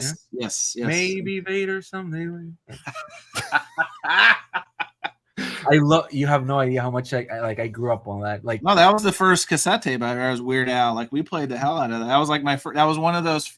You know, you have about 4 or 5 moments when you're first kind of like forming your musical journey, and Weird Al was the gateway to those originals because all I knew was Another One Rides the Bus. I Love Rocky Road, and then I was like, oh, I'm sure that Eat It, yeah. But I'm talking like the first one, like that's even before Eat It, okay. Yeah, like the first one was like My Bologna. No One Bites the Dust. Was I Lost on Jeopardy on the first one, Jose, or was that the second? I forget. No, that's on 3D one. Yes, 3D. Yeah, on 3D. Yeah. But he has great like tunes from himself. You know. Well, I was in Used Kids over the weekend, and they were playing "Dare to Be Stupid." Somebody covered his original as a cover song. I was like, "This is a very paradoxical moment," because I'm like, I told my friend, I'm like, you know this. I told my friend I was with, I was like, you know this song? He's like, yeah. I was like, 86 Transformers the movie, Weird Al Yankovic, his first original song that was released, "Dare to Be Stupid." Now somebody is literally covering an Al Yankovic original. Like, that's insane. There's one called on that Limewood one. There's one called "Close But Not Cigar" that I liked as a kid. There was, and "Don't Download This Song," which is the most like off-dated like song ever. It's about like downloading music from LimeWire. Like, LimeWire, dated. Yeah. So it's come on, Elwood. You don't have any Weird Al in your collection? Like, come on, man. That's a mark of a record collection. At least Weird Al. I don't. My collection is very. I don't have a collection like you guys, man. Like, I'm very meticulously curated in the sense that, like, I don't have room for, like, Weird Al and. Well, although did you know about Weird? Okay, sorry. Okay, I'm sorry. Don't hang up. American Treasure, Al Yankovic. I don't have. No, I do. I love him, but it's like I watch him on YouTube. I mean, I will say that his videos are as great as his songs. Oh yeah. It's still like somewhere the Scotty brothers are just really upset with you, Jason. I don't know. So, Chance, were you aware of Weird Al before Eat It came out, or were you aware of it after? Oh, so that's a good question. Let me think. It was really honestly. So Eat It was so Bad was like what 85 or something or. Oh, I'm sorry, Eat It. Yeah. I'm thinking of Fat and Bad. No, yeah. So 85. Yeah. Well, because we had MTV, right? And so Al that's when I become aware of him. Yeah, like he's doing Al Eat had It Al TV. So Al TV was like, I'm like, who's this guy? And that song sounds so, because I didn't know Michael Jackson, right? Like everyone knew Michael Jackson in the mid 80s. So I heard it and I'm like, why does this sound like? Oh yeah, is that the Japanese one? Yes. Yeah. This is a promo one. Yeah, that's that. Yeah, you don't see that too often. I actually, Jason Elwood, you'll appreciate this. The second Japanese record, I just bought it at a local record show, was the Al comp. It's not that one, but it's the only one, and it was only released in Japan. It's got the Obi. It's downstairs. But, oh, that's cool. That's cool. But I mean those kind of niche things. But no, yeah, I mean, did I know Al? Yes, I would say I knew of Eat It only because I was like, that's a Michael Jackson song, and then. Like kids do, we got the 1984 Al's first album cassette tape. Yeah, there's like Scotty Brothers. Not for sale. Oh, it's a sample. Look at you. But yeah, we just played the hell out of it because the songs were funny. They're making fart noises. You know what I mean? Like it was a great time to be alive. But well, to be honest, this one I got because it has like original songs, but also comes with like instrumental. This is pretty, Eat It without vocals, so you can like karaoke it because in Japan karaoke is like a huge thing, like everywhere else as well, right? But in Japan, it's like people go to bars just for that. Well, I guess in the U.S. they have that. We don't really have that here, but I would love if it's like Cake, because Cake also had a huge box set for Record Store Day, and. Yeah, but don't buy the box set now because they're slowly releasing each title and they're actually masterful. Yeah, I know. That's what I'm doing. They're better. They're better now. Just get each single release.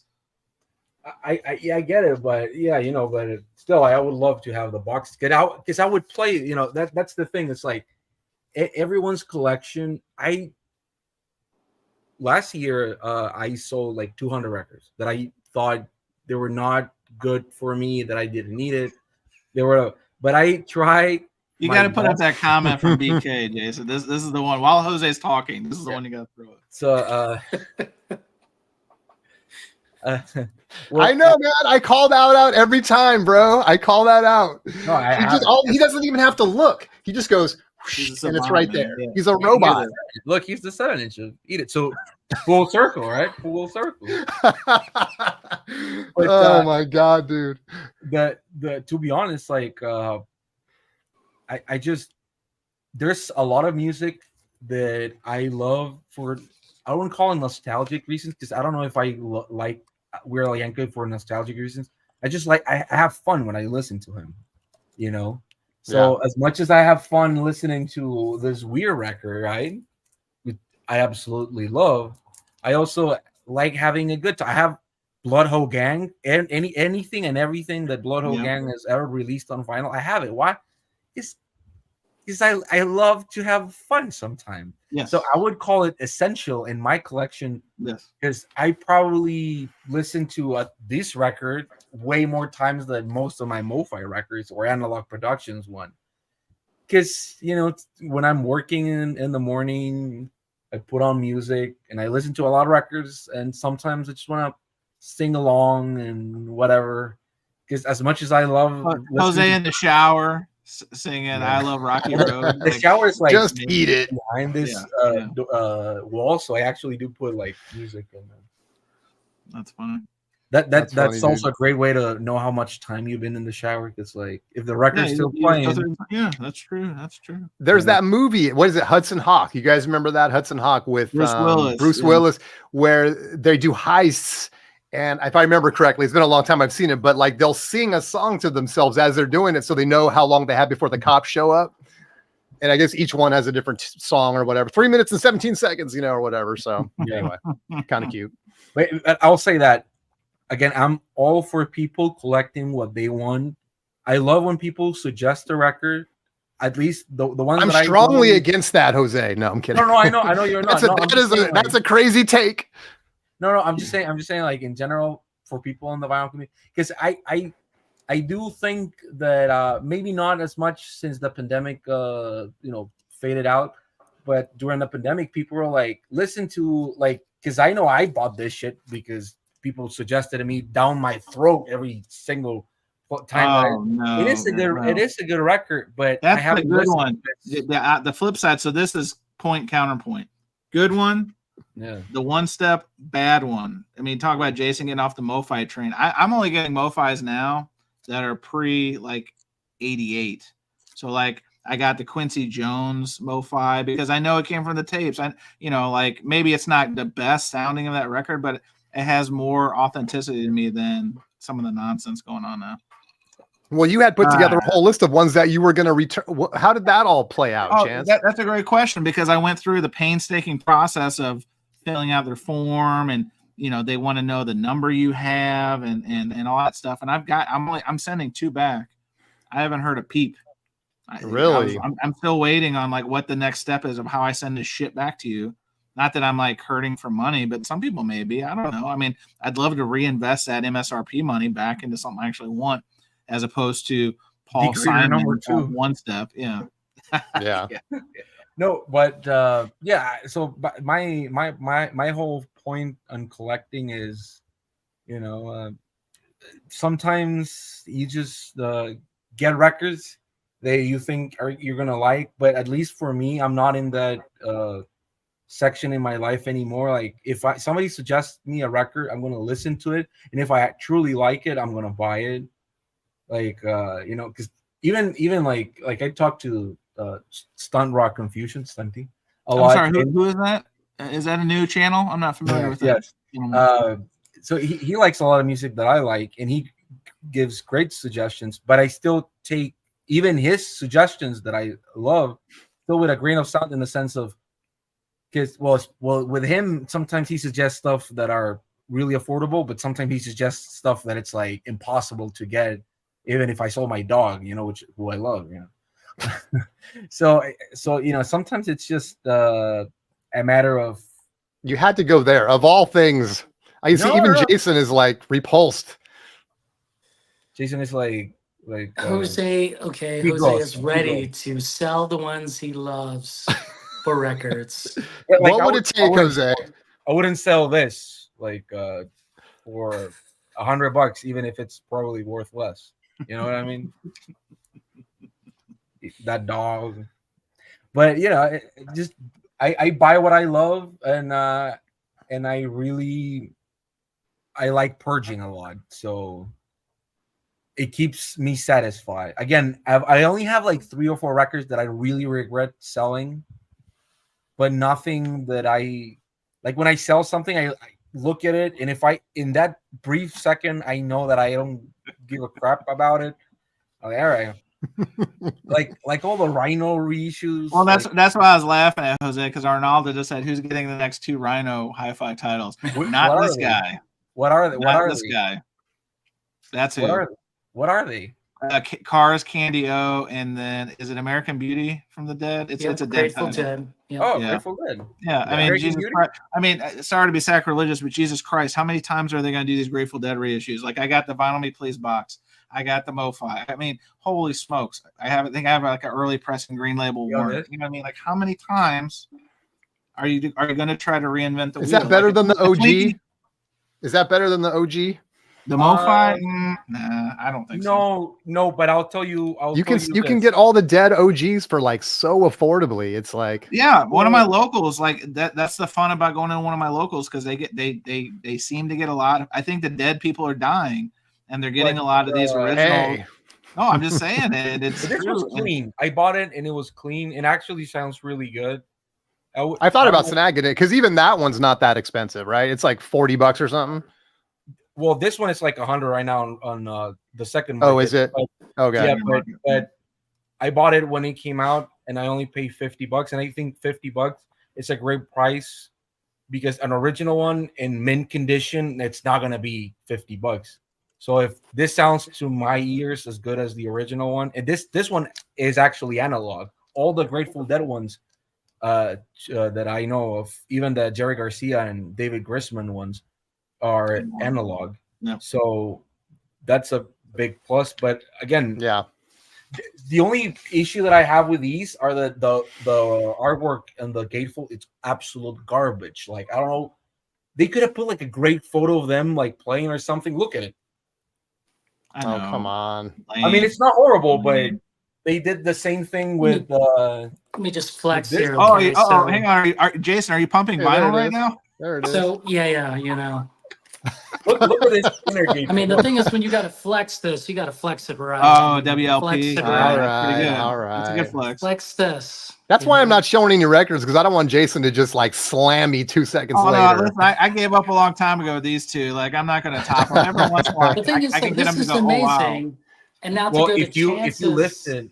If you lifted that Weird Al Yankovic box, that would be like. I mean, none of us are the vinyl piper, but we try. I mean, we try every day. You know, to go back to Chance, he only wanted to buy pre-88 MoFis, you know. So this is one of them. Yep.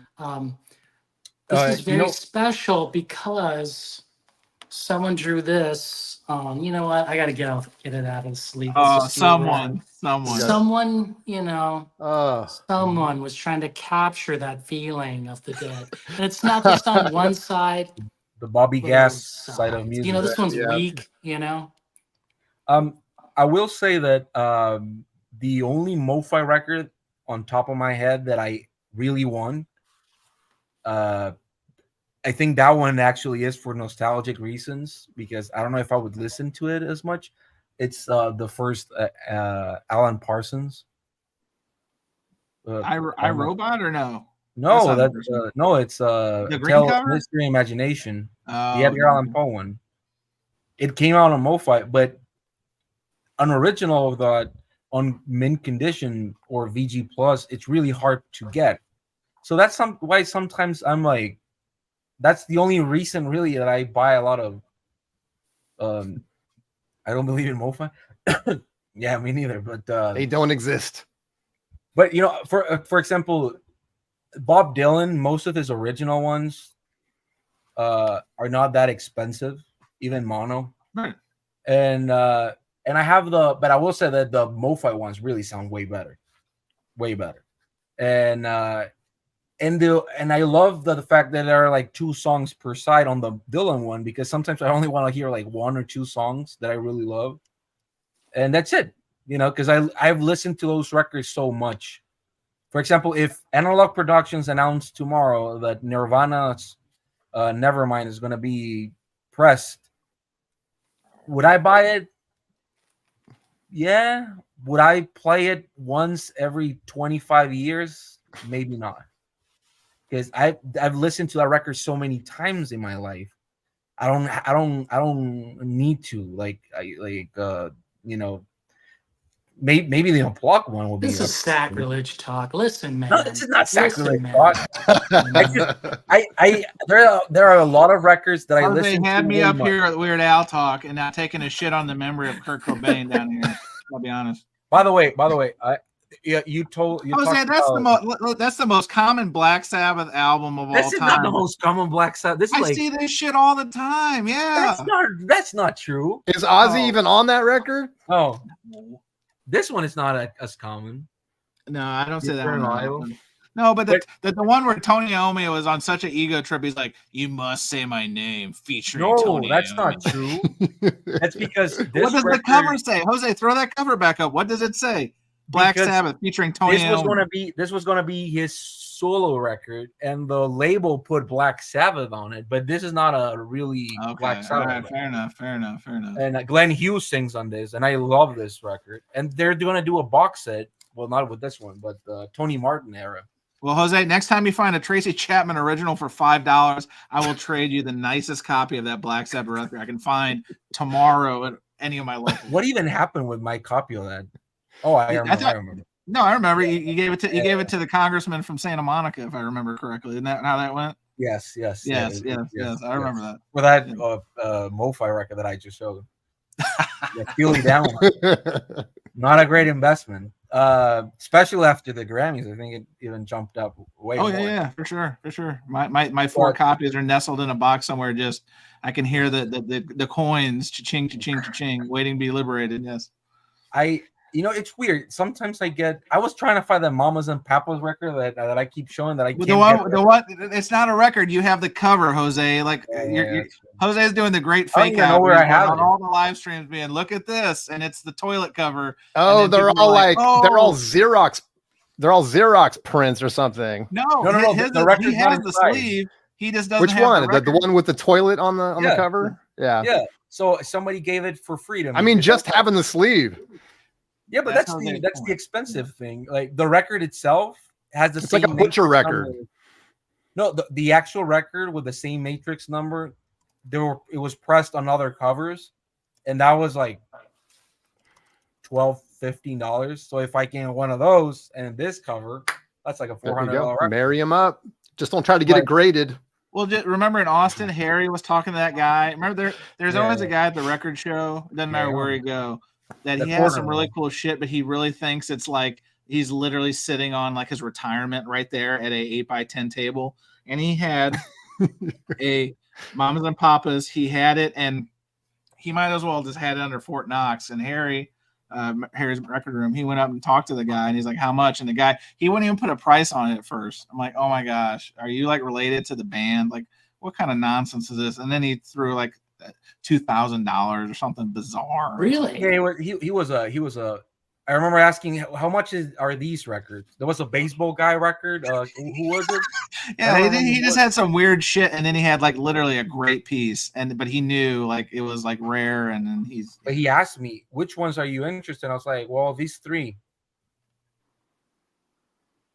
The what? He's just like, and then I was like, well, maybe that one as well. All right, so that one's $500. That's $800. That's $200. But you have to buy them all right now. If you leave, I won't sell them to you. I mean, those And- guys live for someone to ask them about that stuff so they can like, flex and act like they're the only one on the planet that has The it. only And thing that I can think of that guy was like so bored in his house because he didn't sell any records. He said that he was not going to sell any records till Sunday.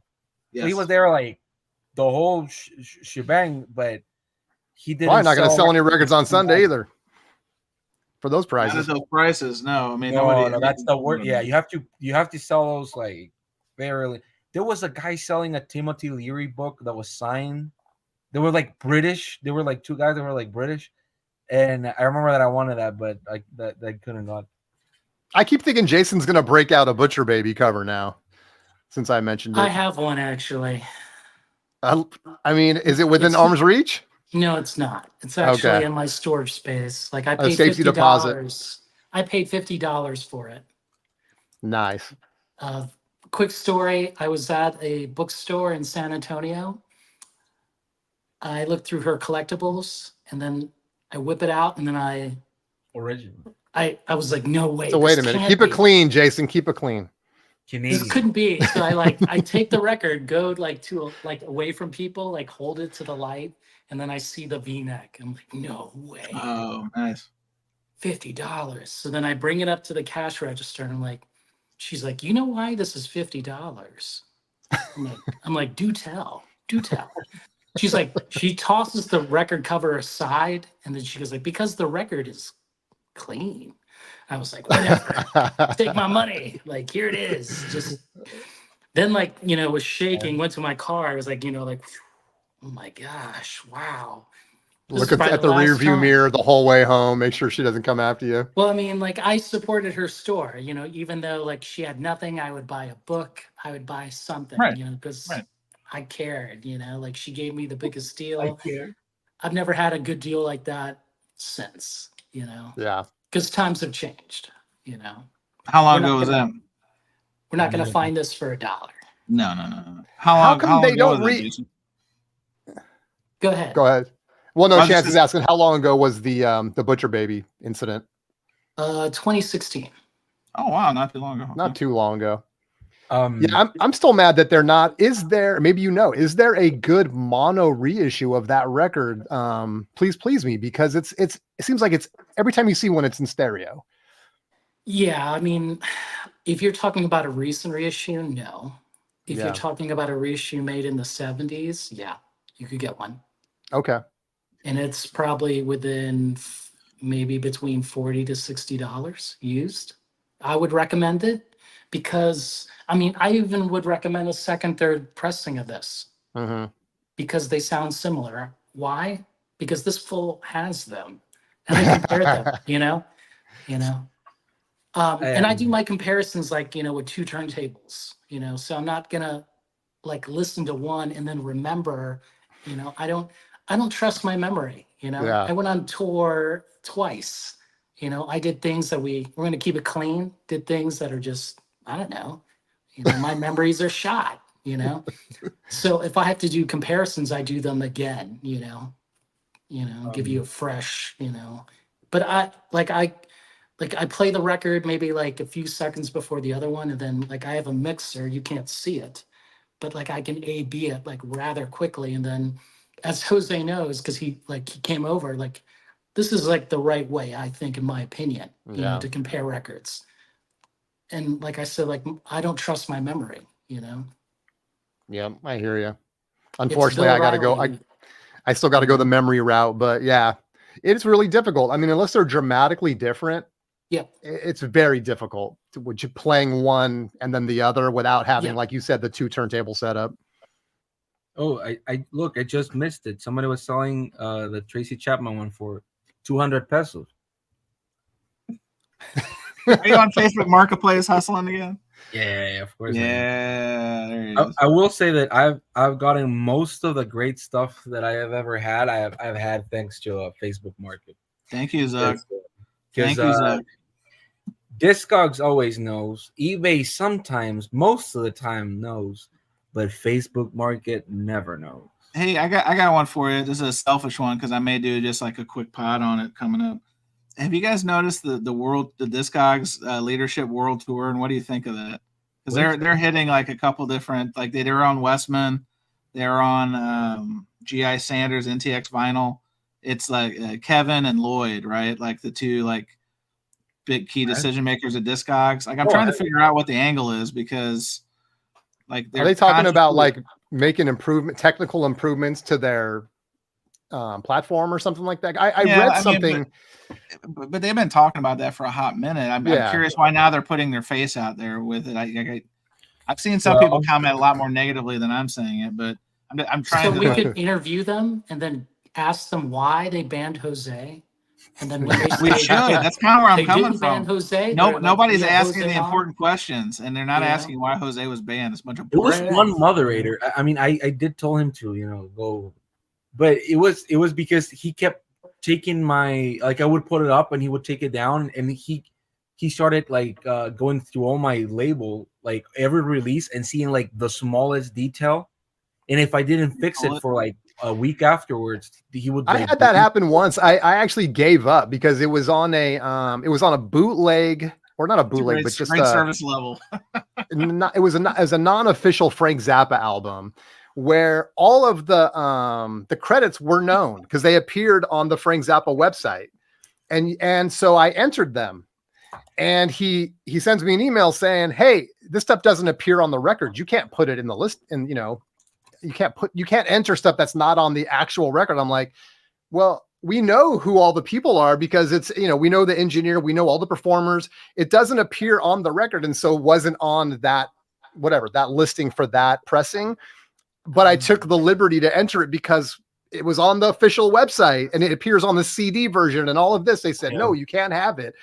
And I was like, we kind of had a back and forth just because I didn't understand it. I mean, I get it. Maybe you guys get it, but it's like, at that point, I'm like, I'm never going to try to enter anything, because why am I going to go back and forth with this guy?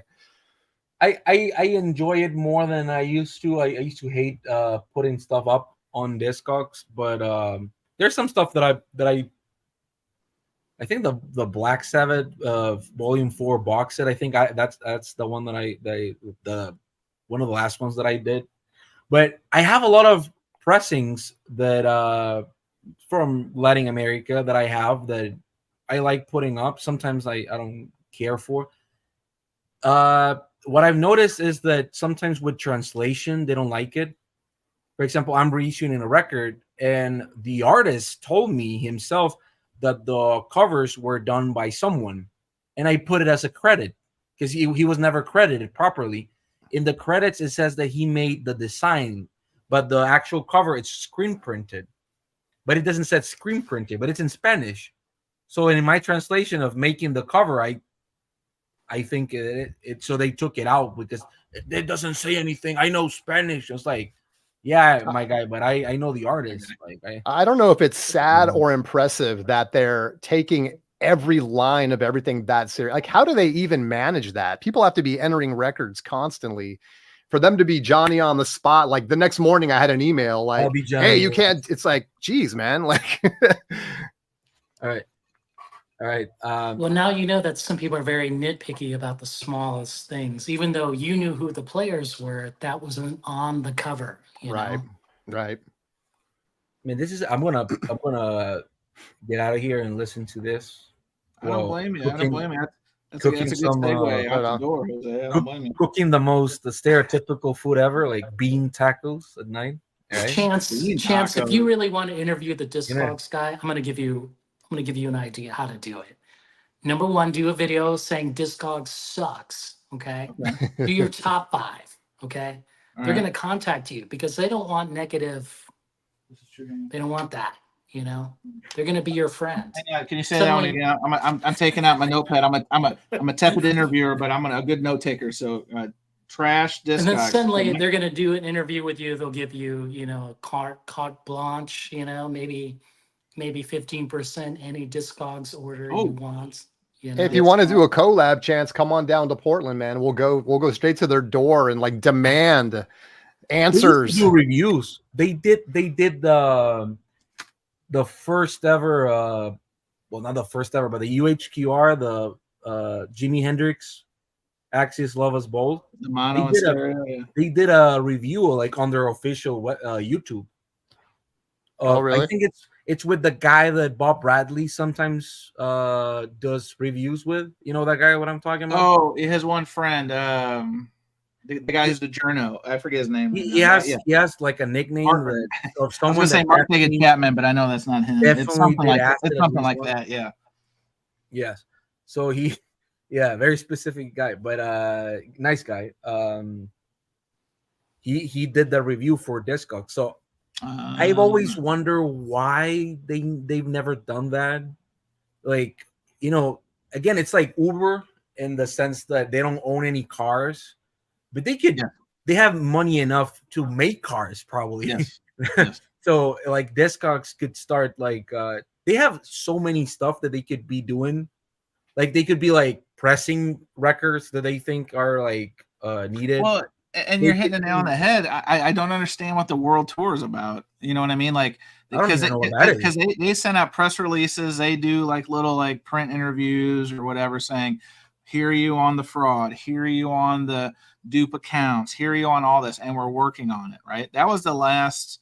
And what was that? Like a year ago, maybe? Like it was right after Record Store Day, because people are furious because you had all these trolls and scam artists come in and saying they had the RSD title and they didn't, and they're housing people on it. From what I only listened to a little. I listened to most of the Westman one kind of in the background, and I listened to probably the first 20 minutes of the G.I. Sanders one, and I didn't really get anything out of it other than like they're respectful, they're record collectors, like it's fine interviews, but I don't know. I'm trying to. Why all of a sudden are we seeing Kevin Lafansky and the Lloyd guy who used to work at Vinyl Me Please? Like I don't know. It's a head scratcher for me. So there's going to be a big reveal or something coming up. They're just trying to get some video time. Well, and they say, "Oh, we're hiring," and the only times I see them hire, like if you're on Discogs, they're like, "Oh, we're hiring." There's usually like a little banner or something, and then you click, and it's only developers, which is fine. I mean, I get it; it makes sense, but like at this point, who's the moderators of the they are horrible. Submitted things are horrible. Where's the customer service? I mean, those are the things I would like to see them improve on. But if you have a problem with Discogs, it takes forever for them. Service levels are trash. But look, Discogs has enough money again that they could do like Record Store Day does, that they are now putting like essential records, right? Like Discogs could do that. Even the most basic stuff, like a good social media, like this record sold a year ago. It looked like a little segments of, Dodo. You know what that is? Dodo, like it's like a Instagram, Facebook thing, like animals. They made like, but there's like videos shot by like the owner of the dog. It's not like Netflix that they go to their house and do the documentary.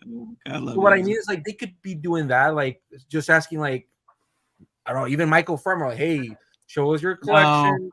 No, let's keep Michael Farmer out of this. What are we talking about? Discogs is like a database. You guys like wanted to do like things like but they could do that, Jason. What the hell are you guys talking about? Jeez, like I'm talking about back, Look, if you like poor customer service, or you like poorly graded records, or you want to overpay for records, What do you guys think about like integrated payments? Is that a pain point for you guys? I mean, I feel like define integrated payments. Like for just have it right, pay out of their system, right? And then they should take care of the buyer, like how eBay goes through PayPal, but you still go through their system. This whole, it feels like a very roundabout way, and you have to resolve every issue through the payment service. You're asking for too much. Like they started as a database service. Do you understand? Well, I thought it was. They're coming out and like marketing themselves. Like now, someone has told them, like, man, like you guys should go out and like capitalize, market yourself, promote this. Even though it is like, like Jason Arsenal said, it's like 4 years too late. They would have been doing like YouTube videos, during the pandemic. Like that was like a no-brainer. Come on, I have to head out in a few minutes, but I'll say this. At least for me, the biggest issue that I have sometimes is that when my friend helps me sell records, he used to have it on pesos, Mexican pesos. Yes. And nobody buys records from you if you have a foreign currency. They don't. They hate it. So you put American dollars. So for at least for me, like when like he sold a record for me like last week, it was like $100. So plus shipping, it's like $20. And you know how much I get? Like he sent me like all the whole money. It's like less than like $55 for a transaction of like $120. That's horrible, because for me PayPal is you get the money if you're paid in dollars, and then PayPal changes to pesos, but their conversion rate sucks so badly. Sure.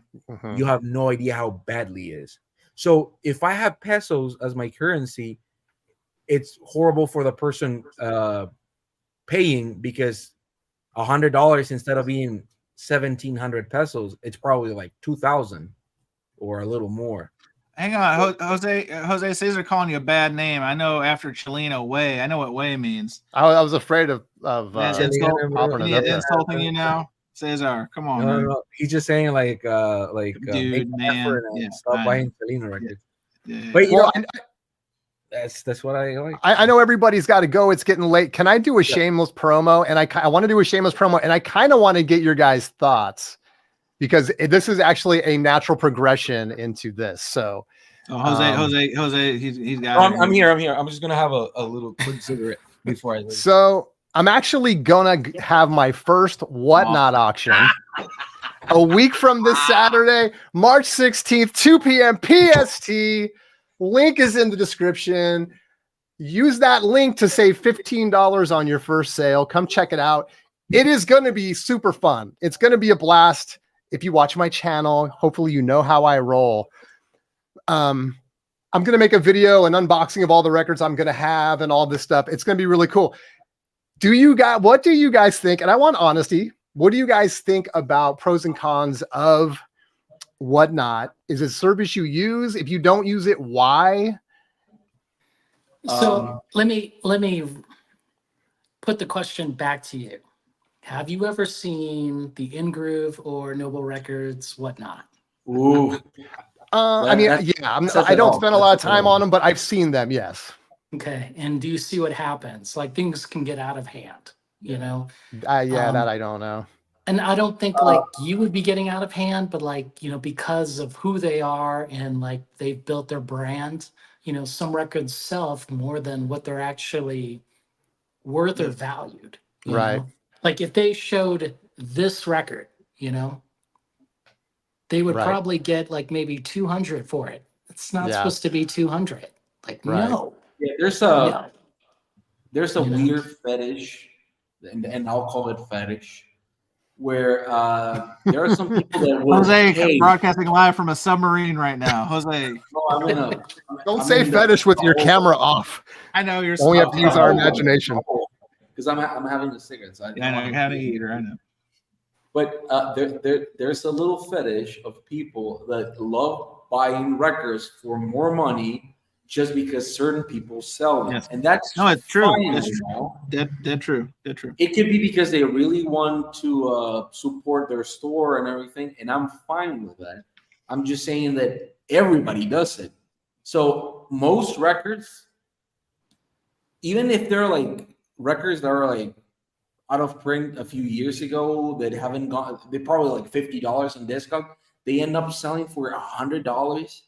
And the only reason that I am not a big fan of the service is because how fast it is. Sometimes I don't know what pressing it is. I sometimes don't know. Sometimes they list them and you can see, but it's not always. Right. And man, it's just. So yeah, I'm aware of some of those issues, and I definitely it's not going to be a typical auction. In fact, I mean, I don't know. I know everyone's got to go. I don't want to get too specific, but only thing I'll say, Jason, is real quick. Any avenue that's another avenue to find records, I don't think that's a bad thing. To Rojas's point, it can get out of hand. You got the social capital, you got the all that kind of stuff. I think what you're gonna do, like, you're probably gonna sell some extras, you have a good time. Like, I definitely and there'll be some people trying to come in and snipe, so just be ready on that. If like, make sure you set your reserves and all that. But But Right. I don't think it's inherently a bad thing. I do think the quick, rapid fire of it does kind of get some of the synapses or brain firing a la casinos. Taking advantage of the fact that like you're showing something, people don't have time to go look it up, and there's FOMO going on, and people are overpaying. But I mean, but this is nothing new. I mean, it's just it's convenient. It's literally your 79th Oregon. I mean, it's I've bought a couple things from there, but I've realized this is not for me. So it's doesn't mean I won't duck in and say hey if I can. If you guys have time, I'd love for you guys to show up. Obviously, it would be great to have. I will say this: my suggestion. Be first of all, do not be in a submarine. Second of all, would be do that video or show the records and talk about the grading before the auction, because that means a lot, I guess, for people, because some people are blindly buying, but I know you're an honest guy. So if you show them, I know people are going to be very grateful that you do. That's all I'm going to say. Yeah, I agree with that. Yeah. Right. You want to show the records, and you can like do a preview video of like what you're going to show, right? Yeah, that's going to great help idea. you. That's exactly what I'm going to do. And like stick to like, in my opinion, I wouldn't say like this is VG plus. What? Yeah, undergrade. No. Undergrade. Like, what is that? I don't know what that is. Like, there's no better surprise in the vinyl community purchasing than getting undergrade. Absolutely. To be honest, Over deliver.